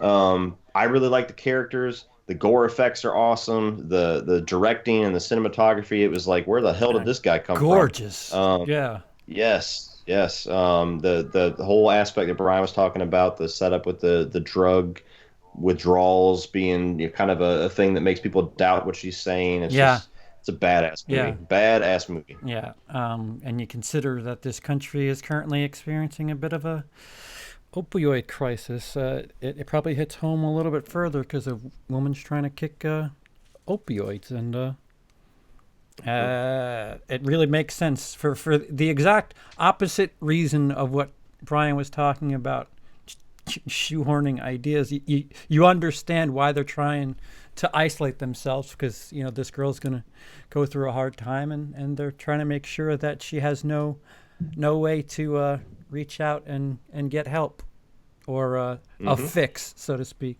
So I guess we'll cheat and scoot ahead to number one. This way, when Brian has what he has to say, we'll have been spent, which leaves Scream at number one, which I had at number one, so I'm right. Brian had it 2, and Cody had it 6. Cody 6. I'm trying to remember what you had above Scream now. That Child's Play The 2? Collector, Bride of Chucky, Evil Dead, and Child's Play 2. Scream is great. Scream was a franchise that I was not on board with for a very long time. I've told this story. It's very stupid, but it's entertaining. Whenever I was growing up, I was the only horror kid out there. Everybody else wasn't allowed or was too scared, or just, I was the only one. The day that Scream came out, that changed. Suddenly, everybody thought they were a horror fan. Everybody was wearing Ghostface costumes. Everybody was talking about how great horror is, and how awesome slashers are, when they didn't know anybody but Ghostface and the ones that were referenced in Scream. So as a kid, that pissed me off. I'm like, you're not horror fans. You're all a bunch of fucking fakes. And it made me not like the movie very much. I didn't really grow to be a fan of this movie until I was like in late teens, early 20s. Obviously I've grown to like it. It's pretty high on my list. Beyond that, yes, everything that you guys are going to say. A very smartly written movie, very well directed by Wes Craven, very creative, very just not really breaking the fourth wall, but meta. Yeah. Meta is the term I'm looking for. It's just meta enough. Not where it's slapsticky and spoofy and everything like that, but just meta enough to just give horror fans the winks and nods that make them smile throughout the entire movie. Great characters, great reveal at the end, awesome third act. Kills, it's everything I'll say about all the Scream movies. Yeah, the one of the greatest openings to any movie period. Not just horror films like the slash, was just movie period. But yeah, negatives is really just the kills. I can't stand the garage door kill. I call bullshit every single time. I'm like, that would not lift her up and kill her, but whatever. Yeah. That's my Brian moment. Yeah. So I really dig it now as an adult. It just wasn't. I didn't grow up having this huge impact and surprise in '96 that suddenly I was a Scream fanatic and I got to experience all the sequels and they just kept delivering. It was a movie that I had to get out of my own head to appreciate. Yeah, yeah. Another one of those legacy movies. So when in 20 years, whatever version of Cody Leach exists in 20 years, and they have Scream at like 18 or something, you'll understand. It's important. It's important to horror because mainstream horror, at least, was just in the rut. It was just what. Nightmare 6. Jason Goes to Hell. Yeah, Jason Goes to Hell. Yeah. The weird Halloweens. So for mainstream horror to Leprechaun. Yeah, All that was and even by then, Child's Play was long gone. 96, Child's Play 3 was what, 91? So mainstream horror was just like shit. So here's this meta rejuvenation that actually is a good movie, and I think the fact that they acknowledge, yes, slasher movies are kind of, whatever, the fact that they're winking to the audience about how crappy horror movies are, it kind of like lets Joe Sixpack let their guard down. But now I'm gonna forever think of this movie as the Nickelback of movies. Now that you made that comparison with the T-shirts and everything. But yeah, it's a classic. I said quite a bit on mine. I guess I don't think Brian will mind. We can get to the super chats that we had. Let's go ahead and do that. Just in case Brian takes a little bit longer. So Mike Governow, he did multiple donations, which is appreciated. One of 5, one of 50, and one of 20. All are appreciated, Mike. First, he laid out love for Alice in Chains, and he wants to know if there can be a grunge Autopstream, and he loves Lane Staley. You are awesome. That's all I can say. Right? Yeah, a huge Alice in Chains fan, huge Lane Staley fan. Me and CP agree 100% on that. Me and CP have talked about maybe doing a music stream at some point. I don't think Brian would have a whole lot to say about it. Maybe I'm wrong. I really don't know Brian's taste. But it wouldn't be an Autopstream thing because that's kind of branded towards movies. So we might do something in the future. This isn't a promise, but we have talked about it.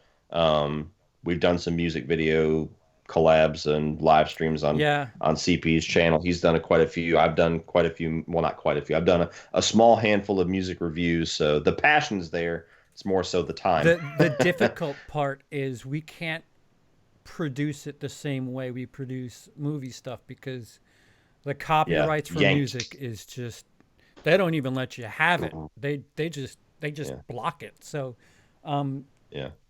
without visual aids for music, like it's really kind of, I agree. I'm down to talk about Lane Staley for shit. I don't know why he doesn't have a movie yet, but he also added, hey guys, keep up the great content, and he wished us a good night.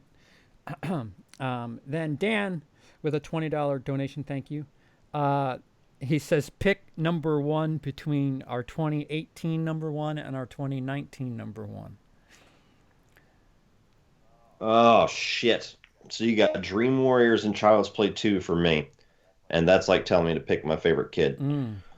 I don't even know if I could choose, man. Like that's really fucking hard for me. Like I think Child's Play 2 is probably the more solid movie of the two. Whether or not I love it more, I can't say. Dream Warriors gets a little goofy in spots, but it's got a lot more going on. It's a lot more creative, and it's a lot more bombastic than Child's Play 2. I'll give it to Dream Warriors, but I mean this like I've said before, like, oh, it's it's kind of a toss up, ask me today, ask me tomorrow. This might be the worst that I've ever had, where it's just like I'm not choosing, fuck you, I get both. Yeah. So it's I don't know. I can't pick between those two. That's literally like asking me to pick my favorite kid. Mine's a little bit easier. Mine last year was Jason Lives, and this year it's Scream. And without Jason Lives, you wouldn't have certain elements of Scream. So obviously it's Jason Lives. That's easy for me because And spoiler alert, Brian's a psycho. Yeah, he didn't find too much great about last year's bunch. Film Trigger dropped $4. Says love the show, Freddy forever. Absolutely. Yep. Mike with a $5 super chat. Hey guys, Child's Play 2 is the best. Could have continued strong without Tiff. Thoughts?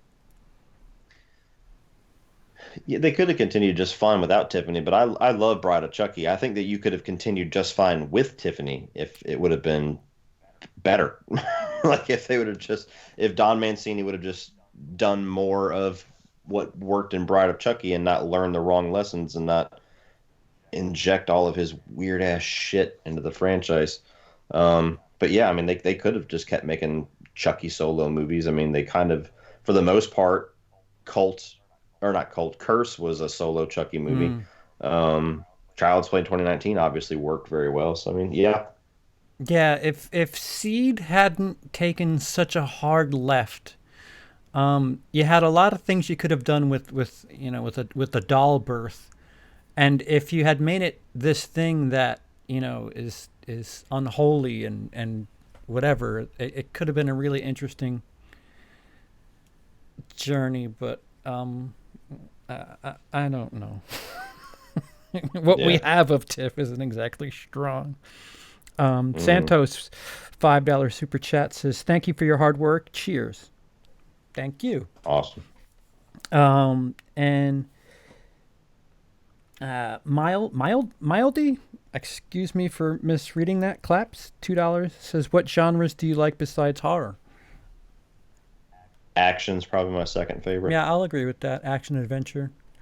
Yeah, I would say comedy 15 years ago, but comedy is like fucking. I might like one a year now. It seems. Yeah, mainstream comedy shit. Something's wrong with all that. And absolutely. I agree. And that catches us up. Thank you guys so much for your contributions. It's much appreciated. Yes, very much. Thank you guys so much. Some big ones tonight too, which is it all goes back into the show. Eventually, we're gonna look for we got one more. Felix says Scream sucks. My number 30. That is all. Thank you, Felix.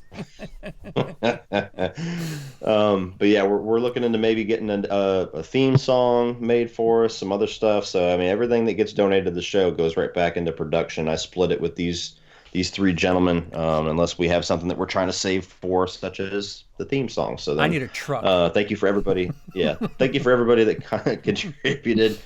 I hate to do it, but I definitely have to go. So I can't really wait on Brian. I wish I could. But I guess we'll go ahead and wrap everything up. But thank you guys so much for watching. It's been a blast. We've been waiting to do this one for quite a while, been itching to do it. So thank you so much for everybody that helped 31 on 31 be a big success this year. I know all three of us had very, very happy numbers on our videos, which was great because we put a lot of time, a lot of effort, a lot of energy into building this up all year and putting a lot of production into it with trailers and teasers and even the videos themselves. Getting very excited for it. So when you guys match that excitement and reward us, reward that effort with watching it and all the comments and all the support, makes it all worth it. Makes us really want to do it as soon as possible again. So like I said, this will be a yearly thing. We'll be back next year. We already have some ideas cooking. We'll probably tease them the same way that we did this year and kind of trickle them out throughout the year and things like that. So thank you, everybody, for that. Thank you for joining us tonight. Thank you to CP for all his hard work on the production tonight. Thank you to Brian for his crazy opinions, as always. Hope it'd be nice if he just walked in right at the very last second. We were like... But, yes, unfortunately, duty calls. So... Let me play the outro.